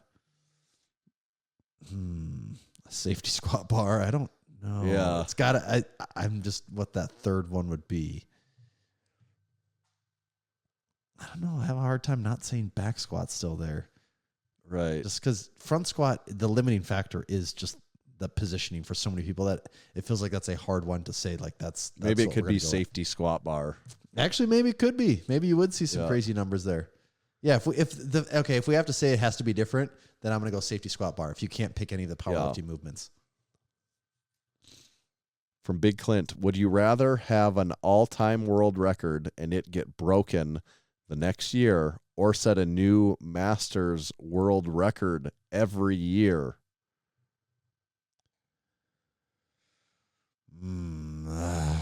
It's tough for me to think about this one because I don't even think of myself as being in world record territory. So it's a mental exercise that I'm not ready for. Or set, what was that second option? Or set a new Masters record every year? Yeah, I would go to that because it means I'm improving every year. And like that seems more exciting. I guess you have a lot of longevity if that's the case. Right. And I don't really care. I mean, I suppose if I was in that territory, I'd care about an all-time world record. But it's like you said, I don't really think about that, so I don't care about it. Mm-hmm. And I wouldn't even care about the Masters world record. What I would care, I'd be kind of excited about. It's like, geez, I get older and I still get better every year. This is really encouraging and keeps it really fun. I still have nothing but progress. I am the fountain of youth. Yes. So that's what I would take. I would take that one. I think that's the right answer. Big Strongman Dan with the arm tattoos said, how excited are you that an old has-been like Big Dan with the arm tattoos is doing Strongman at the Lift Hard Live Easy Classic? I'm very excited. Yeah. I'm excited for everyone that's already registered. The Strongman is basically done. We're waiting for the one final 20th. 19 of the 20 are officially registered. We're waiting on that 20th one, and it's not like an open invite to anyone. We're waiting on someone to fill out that registration, and it will be completed. But we'll get that roster start circulating that roster out there soon so people can see it. But I don't know if did I talk about like the 4 classes? I would just mention the 4 classes, but maybe I already said this. Did we talk about those last week? Okay. I we did. won't rehash it. I won't go over that whole thing again. But yeah, so we're almost done with registration on that. And then the powerlifting, registration is opening up early to the supporting members, and then it won't be long until that's open to anyone else, if there are any spots left. Mm-hmm. And that's it. Oh, man, what was our final count? 6? 6. Oh, 8.5 was too much. Yeah, so did I pick the under on that? You picked the under. You won that. Okay. Damn. That's all I cared about this whole episode. Yeah, so 6 Brian. I'm surprised there wasn't more, to be honest. I'm actually I am really surprised there was not more Brian questions. Not bad though, 6. Mm-hmm. It's a respectable number. Yeah. Okay. Maybe I'll hit everyone with one more ad. How's that sound? Yeah. Are you tired of supplements are you tired? Yes, I'm tired. Are you tired of supplements that just don't work? My mind. You take them, you wait a few minutes, maybe an hour or 2, you don't feel anything. Most supplements are underdosed, contain fillers, cost-cutting compounds, and the thing that I really don't like, the proprietary blends. And they just don't work. Maybe it's not your fault you keep bombing your PR attempts. Maybe your supplements just stink. Well, thankfully, our fellow South Dakotans over at Build Fast Formula, right between us in the Watertown area, are making high-quality product formulas that contain clinically dosed, research-backed compounds with no unnecessary fillers, so you can build towards your goals faster and finally feel a difference in the gym. You can check out their Vaso Blitz, their drink hack that's now available, their fully loaded pre-workout supplement that I've got sitting over here by me, and maybe the most interesting, exciting, best part of the whole thing, you can save 10% off of your first formula there, your first order, by using discount code Massenomics. That'll save you 10% at checkout. Then if you sign up for a subscription, saves you an additional 10%. You add the two together, it's almost like 100% off. You can't afford 10 times not 10, to do it. baby. Times 10 to the power of 10. Check out buildfastformula.com. It's exponential. And today's episode is also brought to you by Texas Power Bars. Buddy Caps first started lifting weights in the late 60s and began powerlifting in the mid-70s. At the time, he was working for Image Barbell building gym equipment. Around 1976, a local machine shop started making Olympic bars for them, calling it the Image Bar. In 1977, Image Barbell became Champion Barbell. It was then that Buddy started looking at the bars with an intent of changing them for the better. In 1979, Buddy bought his first lathe to begin addressing the known issues. In 1980, his passion, drive, and purpose now had a greater mission.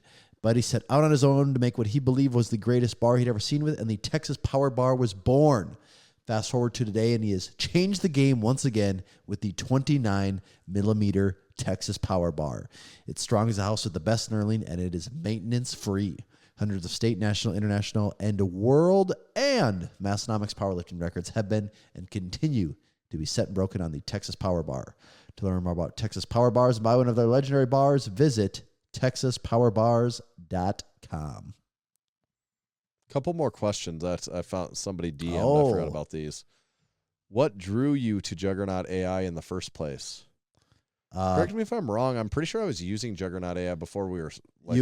Responsible. You were. I can tell you my origin story with it was. Yeah. I believe Ross started using it before anyone. Yes, did he? He was the first one in the gym. I remember him hyping it up a lot, and then me hearing that secondhand from you about how Ross is like saying this is really good, and then you were talking about how you were using it, and then eventually you're like, no, like we're both using it. Like this is awesome. And I'm like, okay, these guys know what they're doing. If they think it's awesome, then that's how I know it's good. And that's where it started. That's what drew me to it. Was Mount Rossmore was using it in the gym and having him show it to me and just looking at it, being like, the fuck, like now it's. I mean, most people have all seen that, but like that was a very novel to me at the time. Where I'm like, wow, that is an app. Like that is a legit. This isn't just a spreadsheet and Google Sheets. Right. So that was the first thing that drew me to it. And then was a big deal for me to fork out the money for that. Actually, at the time, considering I'd never paid for anything training related like that, it was I don't think I thought that long and hard about it once I'd actually saw it, but that kind of says something, how good I felt like I thought it was, that I was willing to sign up for a membership for it too. Mm-hmm. He also, this was from John Roy, not the Aberdeen John Roy, the other John Roy. Oh, okay. He also said, on a night where you can kick back and relax, what are you drinking, eating, watching? Ooh, for me, well, all right. Yep. So for me lately, it's been Modelo. That was my Saturday night. Everyone went to bed. I had a couple Modelos, kick back and relax. Eating, I mean, I usually don't, after I eat dinner, I usually don't eat again that night unless I'm going to have ice cream or something. I'm not the type of guy that like has the urge to eat at like 8, 9, 10, 11 o'clock. I mean, do you eat before we go to bed? We eat supper late. But I mean, after supper, are you eating again before you go to bed? There's no time. It's like after supper, then it's like we're getting there's no window. There's no I eat so close to bedtime basically because I eat and then it's like I would have to be eating like 30 minutes after my meal, and I just I'm not going to eat again. Well, and I've just never I eat a lot in my meal and then I'm like full. And I've never liked the idea of eating right before I go to bed. Something about like eating and then going to bed has always felt weird to me. So that's never really been a thing. So I guess, I mean, if you're going to make me eat something, it's probably just going to be some type of junk ice cream or something like that. And then watching, typically for me, it's I'm throwing something on YouTube, catching up on something from the subscription list, or I guess depending on the day of the week, if it's an interesting football game, I might watch Monday Night Football or something like that. Or that's usually it. I haven't really been working through shows lately just because life's been a little hectic. So if I was drinking a brewski, I won't be eating. If I'm eating, I won't be drinking a brewski. So I will do one or the other. If it's a brewski, which sometimes I do like just a brewski, and I like the feel of it as much as the taste. I just like the thought of just having a brewski or two. the tea ceremony of it. yeah. And it'll just be literally whatever we have. Yeah. And I really couldn't care for the course of one or two as long as it's not like super offensive. And I know I talk about I don't like IPAs that well. I don't even care if it's an IPA. A lot of times it is an IPA because for one or two, I almost like anything for one or two, as long as it's not like horrible. So I don't care, but it would be protocols. A brewski. It's not going to be a liquor drink or something. I'm not going to make a mixed drink or sit down with a big glass of scotch. Yeah, and go like this. Yeah. We know how that twirling it around. If you've listened, you know how that turns out. And I'm like, that sounds cool. And then I take it. And I'm like, I was trying to relax here. Now I want to puke. Yeah. So it'd be a brewski. But if it's not a brewski, and if it was fairly late in the evening, it would be a bowl of Crispic cereal with a lot of milk in it. Really? That's what you'd pick, huh? That's what I would have. That's what I occasionally, like you said, ice cream. I don't really have ice cream. I would have, if I was to have a dessert after supper, it would be a bowl of Crispix cereal. That does not sound appetizing to me one bit. Yeah. It's part of it is just because I like the milk and it gives me an excuse other than just having a giant glass of milk. Yeah. Or honestly, I could just have a big chocolate milk, and that I don't ever have that, but that just I've never had chocolate milk and not liked it. I don't think. Yeah. Well, to be fair, some chocolate milk is a lot better than others. I've never had a good chocolate milk and not liked it. I'm also a big cottage cheese guy, and sometimes I will have cottage cheese in the evening, and that just reverts back to the when I had early started lifting, and cottage cheese is high in casein protein, a slow digesting protein that you would typically it's the secret to all the gains before. Yeah, when I thought that some of that stuff mattered for what I was doing, long before I was powerlifting, just when I was bro lifting, and be like, it's evening time, got to slam a half of a carton of cottage cheese, so I don't go into a catabolic state in the middle of the night. Yeah, my body just eating its muscle away while I'm sleeping. Yes, and that's the type of shit I would think. Well, we all maybe kind of did. We all sort of did yeah. at some And point. I mean, none of those things are necessarily bad thought processes. You just start to realize, yeah, that doesn't probably really matter for what I'm doing. That's really low on the list of things to be concerned about. While I'm going out this weekend and having 20 beers. Right. And watch, God, I don't know. I do not know. I have not watched anything. It would just be like a movie, probably like any the movie. third Lord of the Rings movie. That's any movie that I could because I guess I just don't really like watching TV by myself that much is what I've decided anymore. So any movie that I'd convince one of my family members to watch with me. I mean, lately, it's the only things I've seen lately are Disney movies. I've actually really, now that you say it, I've watched a lot of Disney movies. My boy, got to give him credit for being 3 years old, has a pretty damn good attention span. He will sit for an entire movie and just take it all in. So I have been really catching up on my Disney Pixar catalog lately. Actually, even the Disney catalog for that matter. But that's been most of my movie watching. Actually, I shouldn't say that's been all of my movie watching as of late. Have you seen that movie? I think it's Pixar or something where it's like the elements. Yeah, Elemental. I think Elemental. I watched that one. That wasn't too bad. Yeah. They do. We started it one day and he wasn't really, because there's levels to the Pixar movies. Some are way simpler, easier for kids. Others are, the story's a little more complex. And that one is slightly more complex as a story goes. Oh, there's a lot of Symbolism undertones going of on, like yes. different cultures intermingling there. Yeah, and immigration like and assimilating other cultures and all that. There's all that going on there. And I thought it was very interesting and it's cool to look at. And my boy, he was kind of checked out right away. And then we turned it on again the other day. And for whatever reason, that day it just clicked with him. And so we got to watch basically the whole thing the other day. And yeah, I did enjoy that one. It was good. Okay, let's do a quick over-under. It'd be like a 3-topic over-under that I put together here. So you remember the rules of overrated, underrated time? I'm familiar with them. Sometimes, you know what, I'll be honest, sometimes I think people don't understand the rules based on what I hear feedback from. If I was to be critical of people, I feel like although we've gone over the rules in quite extensive detail hundreds of times, I feel like a lot of people, there again, they have their druthers, so people can do it wrongly. That's what I was going to say. Really, when you give people their druthers, really the only rule is that they can't ride the line. That's really the only firm rule. That's true. But I would go back to leaning on the way I interpret the rules is that it is not as simple as do I like the game isn't do I like tell me, do you like this thing? Yes or no? Yes. That is a much simpler, less interesting game, I think. Because as a matter of fact, a lot of the questions are picked off of things that we know you do like, but we're actually curious if you think that thing truly is underrated. Right.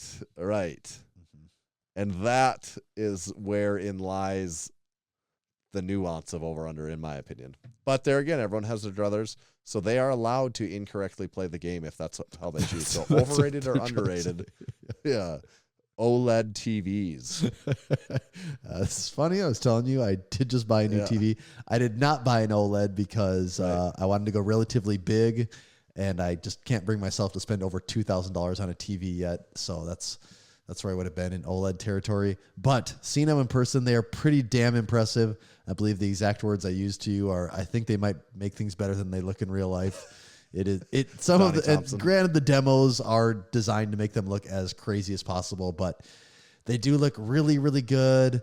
I do think they're probably underrated because unless you're a TV nerd, I don't think people really actually even know what they are. Or actually, if you talk to my dad, it's like, any TV nowadays, they're all just so good, which he is right to a certain extent. He kind of is. But I kind of get that. That's an old person thing to say, but I also kind of get it too. Yes. And I guess I'm kind of old, so that's probably why I kind of get it. Compared to any TV we had growing up, yes, they're infinitely better. It's not even it's a whole different ball game now. But I do think they're underrated because I actually don't think a lot of people even realize, one, that these exist and what they are. I think people just think, there's just a more expensive TV. Well, Walmart has the same thing. Why do you pay more? But if you are aware of details and you can appreciate those things, I think it's not the worst way to spend money. And if like watching TV is your hobby, it Right, still is. that's the difference, It still is right. relatively cheap at the end of the day when you think about it. If you have a TV for 5 to 8 years, that's what I said. They're still like way frickin' cheaper than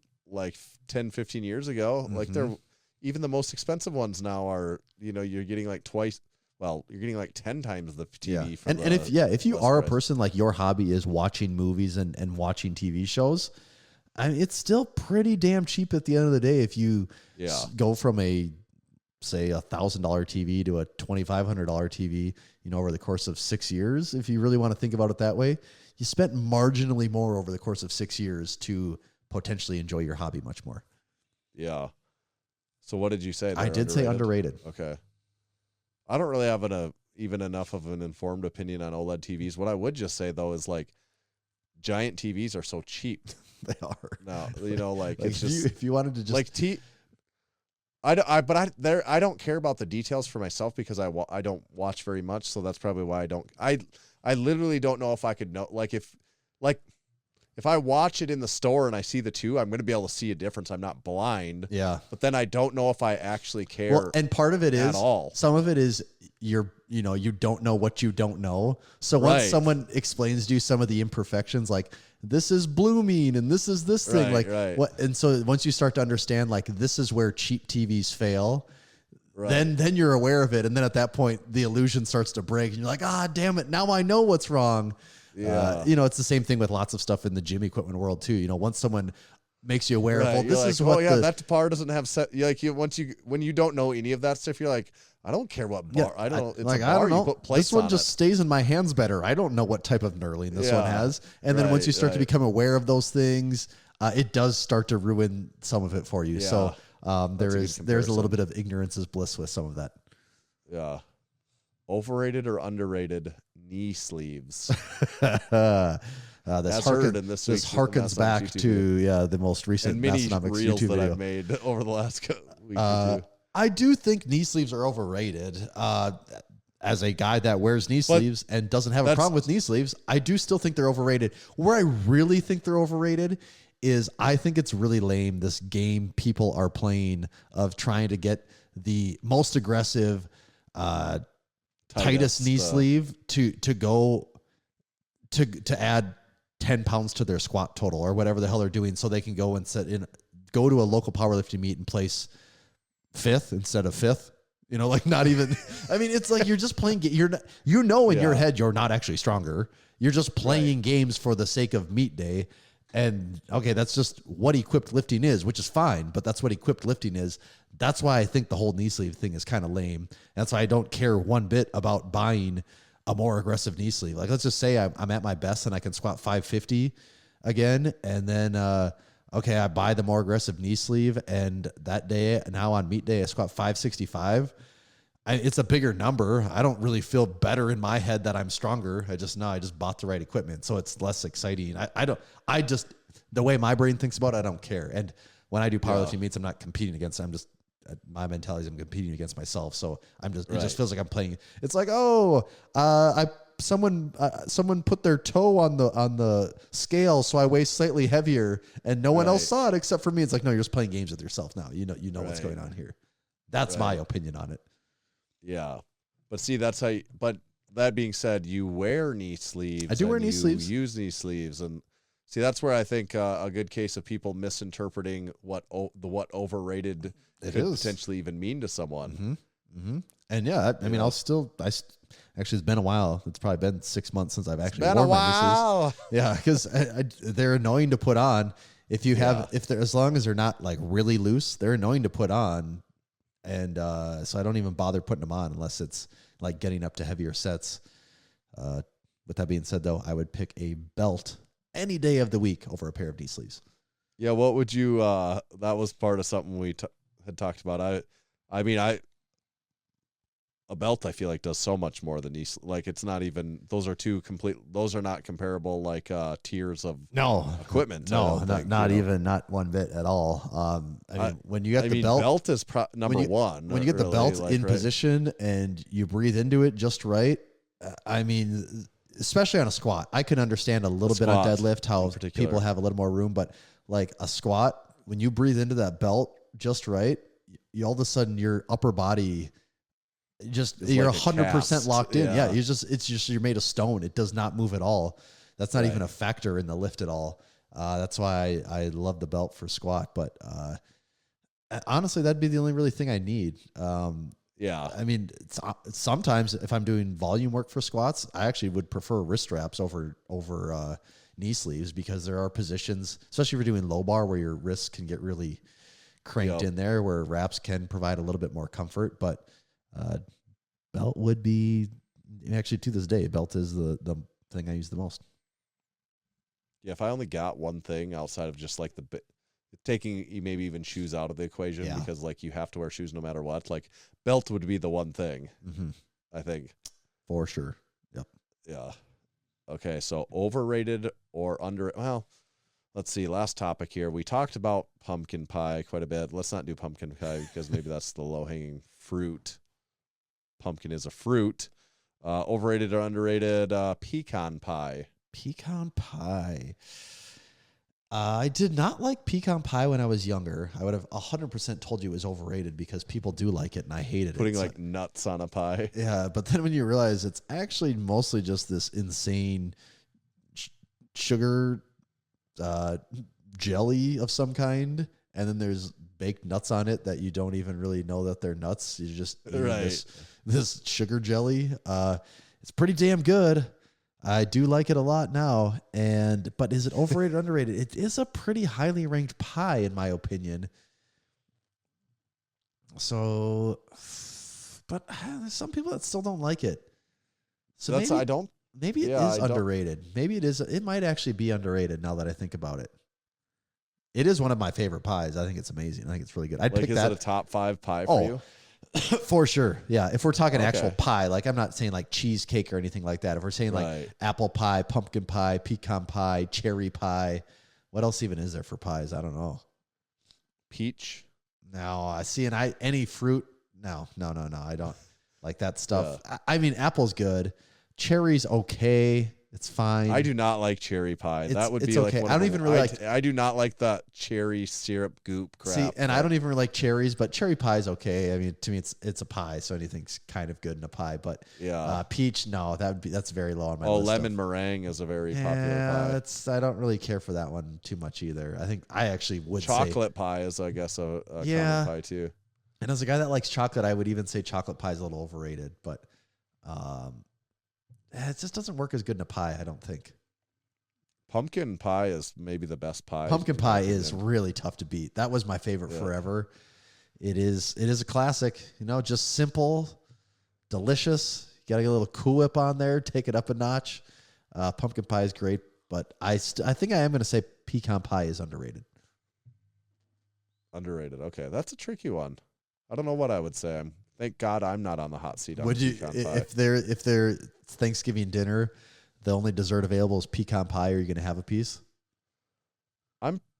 I am notably on record as I don't eat very much desserts, and I would still lend towards using my available space more towards the main course. So the answer, it could just depend. Sometimes I might just be like, frig it, I haven't had any sort of dessert in so long, let's just try something. But pecan pie is not what I want to waste it on, I guess is what I would say. Like, I might do it, and I might just say like, I'll have like half a piece or something and then I'll usually eat it and be like, wasn't worth it. I'll just be like, for me, Thanksgiving is that time where, like always, you have to just eat yourself to a point where you think and I definitely do that. Like you've actually done some damage. Like you're intentionally eating as fast as you can so you can stay in front of that hunger reflex that tells you you're full. So you just do as much damage as possible. And then you get done, you think, all right, there's no way I could possibly eat any more. So I'm like, okay, I'll actually eat dessert relatively soon here. And this Thanksgiving is the one time where I'm like, there's 3 desserts. I'm going to do all 3 of them, like in a full serving of each one of them, full slice. Yeah. And then later in like a couple hours when I think I'm feeling kind of normal again, I'll probably have some more. That's assuming I'm not eating cookies and other shit in the meantime. Isn't it funny how you can be like, oh no, I'm stuffed, I couldn't have another bite, and it's like, oh, but do you want dessert? And you're like, well, yeah, I'm actually probably pretty good. Something that's just so dense and rich and just intense. Yeah, I bring that one on. It is funny, but your brain plays tricks on you, I guess. There's always more room. That's I've never done a diet like this or anything, but it does make me think a reason why something like a carnivore diet could be effective in terms of weight loss. Because if you're like, say the only thing you get to eat is meat, you're just eventually going to be like, nah, I'm good. It's like, yeah, I just ate And 12 like, ounces. do you want 4 more ounces of meat, or do you want to just stop eating? And I'm like, I'll probably stop. I'm like, Yeah. I don't know. Like, I know, but I know. Sometimes I think people give the carnivore diet too much credit because it's just, you're just on an incredibly restrictive diet. Like that's right. That's right. like, No, that's what you mean your diet worked because you're limited to like 4 kinds of food? Oh, wow. Right. How profound. Well, it'd just be like if you're on the bodybuilding diet of only chicken, rice, and broccoli. yeah. You can't get very fat because you're just eventually like, I just don't want to eat that. Like, it's just, I just don't want to eat it anymore. We talked about this with Mike probably, or someone recently too. And I just get that where you're like, I'm just good on that. It wasn't he talking about that? Well, he talked about the, whatever that property is called of the food satiation or whatever the hell Like it is. like, yeah. Where the better food tastes, the more you want it. And for the most part, bodybuilding and these restrictive diets, the food is fine, but it's not something that all day, every day, you just want to eat more and more of. Plus, there's not a ton of variety either. So I feel like you just get sick of eating it, so you're like, I'm full enough, and I'm good. That I'm like, I'm full enough. I don't need to eat more. Yeah, if you tell your brain this is all you get, then things get pretty boring in a hurry, and the novelty factor isn't there. So eating gets a lot less fun. Yeah. I think if I really wanted to diet, though, that's what I would do. Is I would actually just limit my food choices. Would be the number one thing. If you make that hard rule, it'd be so easy. Yeah, I mean, the devil lies in the being able to adhere to what you set there, and that's where what people can't do, because you're like, no, fuck it, I'm ordering a whole pizza, and then you eat the whole pizza. I just naturally have like a pretty low appetite. Where I could in the past where I've lost weight, it's just being like, nope, just don't really eat anymore. Just not really that hungry. Right. I wouldn't have to do anything restrictive. I could just lose the weight just because I could just not eat for the most part. Right. Look, great news, Tommy. It looks like you passed. Woo! The Overrated, special underrated. Thanksgiving edition. Yeah, we've done special Thanksgiving editions before. It wouldn't be. We've done pies before. I'm pretty sure we've done. I'd be shocked if we haven't done one of the pies we mentioned. Yeah, I'm positive we've done pumpkin pie. Yeah. I would bet $1,000 we've done pumpkin pie on over under before. I think that's a very safe bet. Yeah, so everyone, this week it is Thanksgiving week. Nobody gives a crap about that. It's really Black Friday Massenomics week. So make sure to be on the lookout for everything that we've got in store this Black Friday. I think it's going to be a good one. It's shaping up to be something pretty special. I think it's going to be our best Black Friday ever. And you're going to love it. Yeah, it's the power of positive thought. So stay on the lookout for that. Become a supporting member. We talked about our YouTube channel. Get over there and subscribe. We'd love to have those numbers keep on creeping up. Tommy, where do they find you? Because I'm a creep. I'm a weird. Oh, sorry, that's Radiohead, just in case you didn't know. Is that okay? Yeah. No, I was going to ask. I'm like, I know that song, but I can't. So that's Radiohead? Yeah, I don't think they play it live. I think they quit playing that song live a long, long time ago. Why? Because I think they decided that's not really. I don't know if it's the commercial success of that song that they didn't like or what. But I read one time that they just don't play that song live anymore. Like it's maybe been over 10 years since they played that song live. Huh. Doesn't make the cut. Luckily, though, they have a very deep track list. So lots of other great stuff in there. Are you a Radiohead fan at all? Do you ever listen to Radiohead, Tanner? No, I'm not anti Radiohead, but I'm not a Radiohead fan. Much like most music, find myself I could enjoy it, but I'm not gonna seek it out. It's actually just saying this right now. I'm gonna listen to some Radiohead tomorrow. We got it's no butt rock. But. Oh, it's no butt rock. A slight not butt rock lines, but this morning during my working hours, I was really rocking some Sum 41. Man, Sum 41 used to be like my favorite back in the day. They were okay. I mean, Blink-182 was also my favorite, but Sum 41 was very Blink-182 adjacent. Maybe they never got the critical success that Blink-182 had. No. But they also kept things just as fun. All the small things that Blink-182 did. Yeah, must have been all those small things. They said, "Where are you?" and it worked for them. But Sum 41, man, they're good. They're good. It's a great way to pass the time. Have you listened to any of that new Blink-182 album? I thought about it today. I'm like, oh, Tanner said I should listen to that, and I should, but I also really want to listen to Sum 41. And I said, I'll do Sum 41. So Blink-182 is still on the list. They're playing that Blink-182 song on the radio all the time now. Who's that? Didn't one time, that younger chick that they play her music all the time. Now, I thought one time you said it's one of your surprise music artists that you kind of enjoy, or like a guilty pleasure music artist. Well, Billie Eilish or no, not Billie Eilish. I kind of like hers. She's kind of good. But Olivia Rodrigo or Olivia Rodrigo. Didn't you say that one time? I don't know. Did I might have. I think I said I can get why. I definitely get why. Well, like the one she had. The driver's license and all that stuff, these big ballads. Right. I get why people like that music, and you can sing along to it, and it's this anthem, and it's this emotional ballad. I mean, she is talented too. Bad Idea, right. Yeah, that's her song that's on the radio all the time. Okay. And I did listen. Have you heard that song? I've listened to a few songs from her new album. I don't know if I've heard that one yet. I think I have, because I'm pretty sure I played the whole album through. I'm sure if I heard it, I would recognize it, but... Well, I went like 15 hours in the car the other day, and they played Bad Idea Right, and that Blink-182 song went through multiple stations. And is the Bad Idea Right? Is that the one about meeting her ex-boyfriend or whatever? Yeah. Okay. Yes. I've heard. Okay. Yep. I've heard that one 1,000 times too. Then. Yeah. I wasn't for sure what that one was called. Yeah. Yeah. There's that one, and I think Vampires. That sounds like every song that everyone. Yeah. Right. Did I just narrow down the song? It's something about meeting with their ex. Like, is it a Taylor Swift song where she's like getting back at her ex or something? Like, oh yeah, you mean all of them? So I gotta just see right now what's in the top charts, top songs for USA.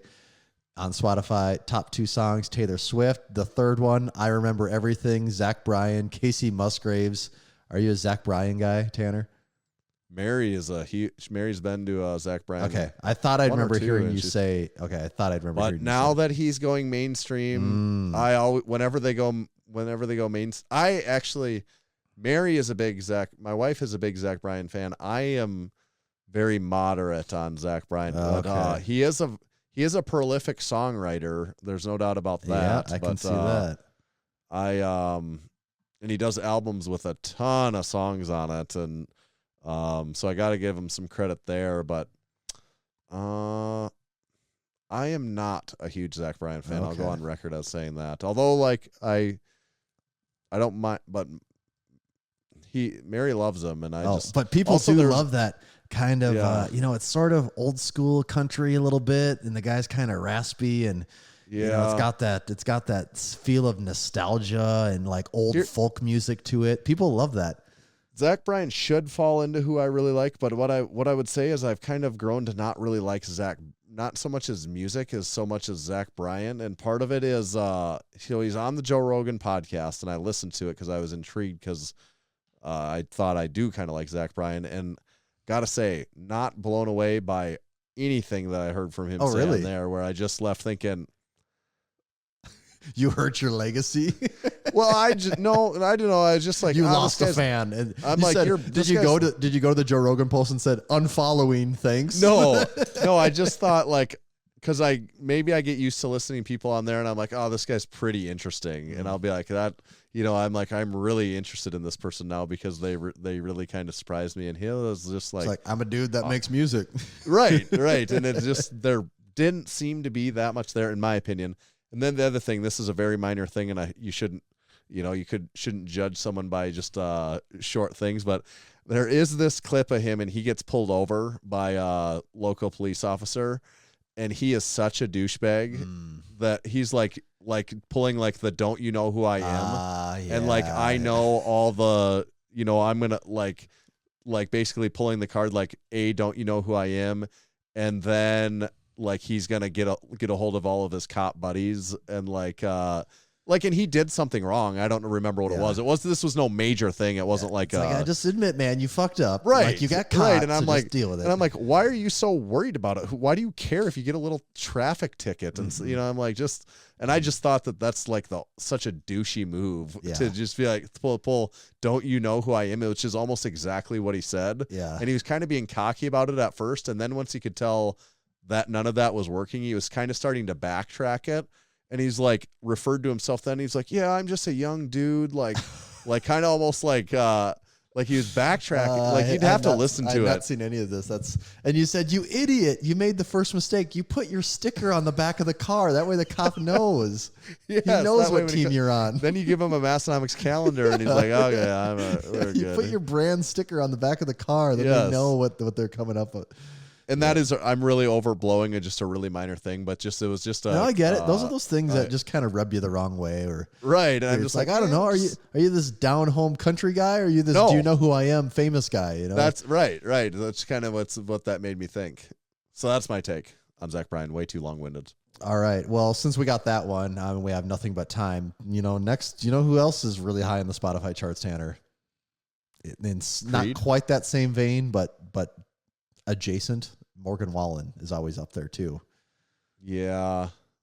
And if I had to guess, I'd say you're not a big Morgan Wallen fan. No, Morgan Wallen's doesn't really butter my bread either very much. So people love him though. They go crazy for him. Yeah.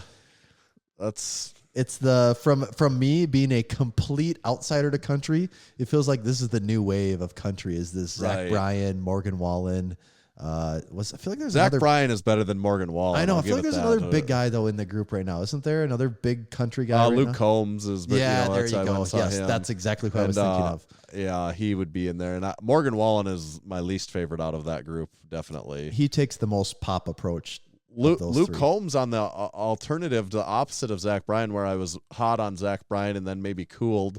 I was cooler on Luke Combs, and then after seeing him in concert and the way he performed and the way he handled himself with fans, I became like I 10x'd my Luke Combs liking just based on like these other things I noticed about him, where I'm like, wait a second, this guy actually seems, from my little tiny bit of experience, like a good dude, and then that makes me like him way better. Yeah, you know, like I don't most people probably don't choose what music they like based on what kind of a human the people are. They're just like, but it can make you like an artist more though. Like that's not an unusual unusual thing. So that Luke Combs had the opposite. Zach Bryan, Luke Combs kind of flip flop for me there. Interesting. Okay. Well, is that did we cover modern country there? I think so. I did listen to Elon. Speaking of Joe Rogan, it just made me think. I did listen to Elon Musk on Rogan, and I listened to. He was on Rogan and. Yeah, what one did you listen to? Both of them, or I listened Lex to Friedman parts was the other one. Yeah, I listened to. I couldn't finish the Lex Friedman one, because they were talking so much about war and stuff, and it was just like that's what. Okay, Lex Friedman in general. Sometimes I feel like he gets out of his element because I shouldn't say out of his element, but you're out of your own element, Donnie. Yeah, like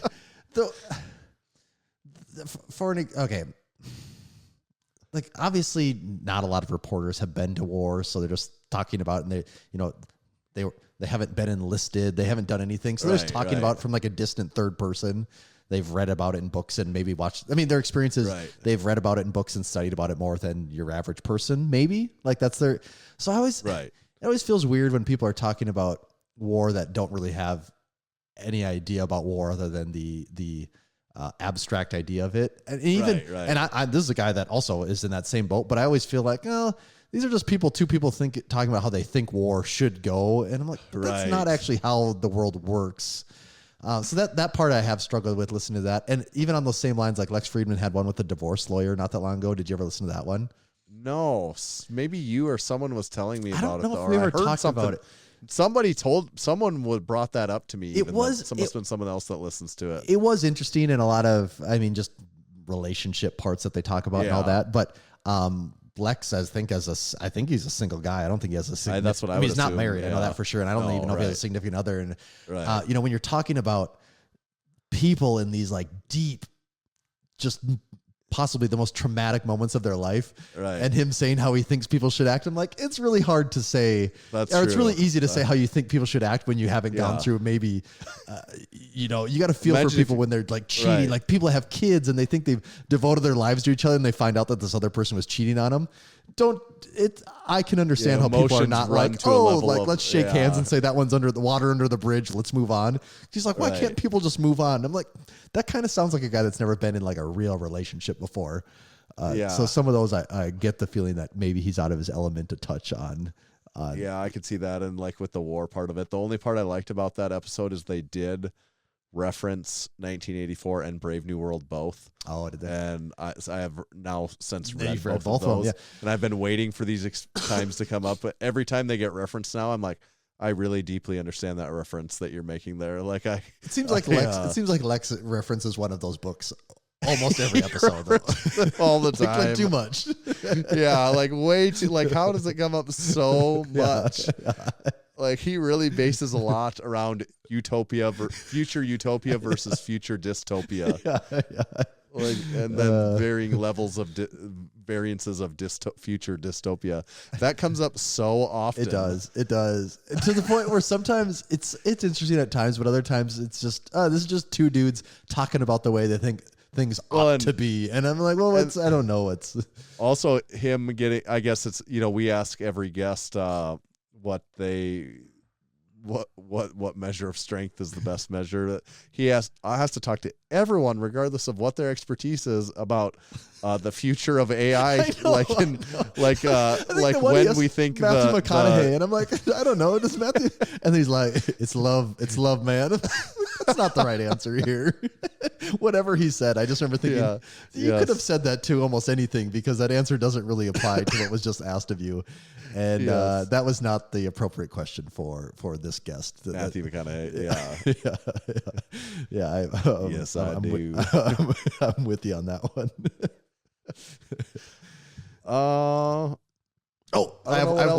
have one final music thing for us, Tanner. Yeah. I have one final music thing because Creed is somewhat being memed back into existence. Yeah. I had to channel that I reference on here before, the punk rock MBA. I had to go watch his Creed video. Is it good? Admittedly, I know almost nothing about the band. I think I even said the last time. No, like nothing about them. Don't know a thing. Yeah. Scott Stapp has a very interesting history, and isn't he a dirtball? Well, yeah. I mean, as of more recently, that was more kind of the reason the band broke up and everything was because he was just partying. I just and doing all barely this maybe stuff. knew that or something. And then interesting. But then the guy gave some perspective. He goes, but you got to realize Scott's dad. Oh yeah, Scott's dad just I think it said when he was 3 years old, just got up and left, and they never saw him again. Just gone forever. So that was he's like, you got to understand that's incredibly traumatic for a kid. Yes, 100%. And then his next dad, his stepdad, then was this dentist, and he was super abusive. He said he pulled all of his teeth out when he was like 8 or 9 or something, abused him like crazy. So then you're like, okay, this guy lived a really pretty rough life from the beginning. Yeah. And I think they said he ran away from home at like 16, never came back. So interesting learning about the beginning there. And it said, his faith was always a big part of who he was. They were never set out to be a Christian band. He just had a lot of faith in his, a lot of Christian themes in his lyrics because that was something that he related to, but they never identified as a Christian band. Right. So it would be funny if they made like a Creed docu drama, and it's like it shows him getting his teeth pulled by his stepdad, and then he's like, you know what? I just want to get like 6 feet from the edge. And like how those stupid movies, how they like lyrics, have these moments that like where they think like it's like the Johnny Cash. Yeah, he just knew this his whole life. Yeah. So there was that part of it, and it said how they basically went from being, I think it said they're a band out of Jacksonville. I think they're from Jacksonville, Florida. I have to ask Big Jeff about it. He probably was there when they were coming up through the scene. But it said they basically, over the course of 6 months, went from being a local band to selling out Madison Square Garden, which is insane. I think they had a quote at one point. It said, he's like, we went from having no money, like zero money, to be making hundreds of thousands of dollars per day. And he goes, like, life changed so fast. So that's kind of wild. The craziest thing I didn't know, that him and Kid Rock have a sex tape with like 4 or 5 women together. And Kid Rock or whoever they've like sued to like not have this thing get out there. I don't know the extent to it, but did not know that existed. Did not know that was a thing. Talk about ba with the ba. Yeah. So there's that. And then maybe the most incredible part of this, or I shouldn't say incredible, but coincidental. Scott Stapp tried to commit suicide, jumped off of whatever floor of his hotel building and landed, I think, on the roof of a different part of the hotel building. The guy who found him, none other than rapper T.I., was out on his balcony smoking a blunt, and he heard a guy screaming. And they eventually tell the cops, that someone's got to go help this guy. Turns out T.I. saved Scott Stapp's life. What a story, So huh? T.I. came to him with arms wide open. He did. Like, that's what would happen in the movie. And then he's like, Scott Stapp's laying there, and then he sees T.I. like, with arms wide I got to ask you, just based off of what you know, the lyrics in your mind, what do you think that song is about in your mind? I don't even know the lyrics well enough of, I guess it would, with arms wide open, is that like, I would say, you'd say it's like God welcoming you. I guess. The lyrics are, with arms wide open, welcome to this place, I'll show you everything. Right. To me, that's Like God showing you heaven, isn't it? Yeah, that was always right. without even honestly really even know the rest of the words, that was my mental picture of what that was. I guess that's the song he wrote for his daughter or something. She was born, so he's the one showing her the world and all that. Makes a little more sense, actually, when you take it in that context. But it's also part of it, why you go to that, why we would think what you would think is the context of their greater works, where you're like, well, it's a Creed song, and they kind of always sing about stuff like this, so then you just start to immediately think that. Maybe if it was somebody else, you don't immediately think that it's that's what it is, but when it's them, very true. Yeah. Based off of their previous work and the other things, that makes sense. I think that was mostly everything. I didn't know. Okay, have you ever heard of the band Alter Bridge? No. Just we'll say no. Has I seen it? No. After Scott left, the other members went on to form the band Alter Bridge, which I have definitely heard of. But that was where that was at. But apparently now they're back together. Scott went to some addiction things. He became a bad alcoholic, that whole thing. And then the band broke up because of that. But as of late, they have apparently mended whatever they had, and they're ready to take on the world again. I really want to see the movie where these things happen, and it's like then he comes up with the songs. It's inspiration for all the lyrics of all the songs. Yeah. And I want it to be like what's his name? Is it Donald Driver? Is that his name? What's the Star Wars guy? Not Donald Driver. I was gonna say, isn't that a Packers as soon as I said that, I'm typing with Brett Favre? Am I talking about football right now? Yeah, Adam Driver. Adam Driver. Yes. Yeah. The Donald Driver thought was really throwing me for a loop. I'm like, Donald Driver. I said that, I thought, God, that seems I really know wrong. who that is. Yeah, I just want Adam Driver just because he's like the Hollywood guy. Just let him play Scott Stapp, and also let him be like 4 other people in the movie too. Just let him be like half of the cast. He's Scott Stapp and actually the rest of the band too. It's all Adam Driver. It's all just Adam Driver. And Donald Driver. Donald Driver can be in the movie too. He doesn't have to sit out. He can be T.I. He can be T.I. finding Adam Driver with his broken legs on the hotel. And it also did say that that was one of 2 suicide attempts that T.I. managed to stop in his life. So T.I. has stopped 2 people from committing suicide.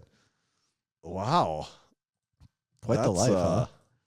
That is, I guess you really can have whatever you like. As long as it's not killing yourself. Yeah, as long as it's staying alive, you can have whatever you like. Yeah. All right. Should we land this? Let's wrap her up. All right. That's it. Tommy, where do they find you at? You can find me at Tomahawk_D. Follow me at Tanner_Baird, but just make sure to follow Massenomics at Massenomics. See ya.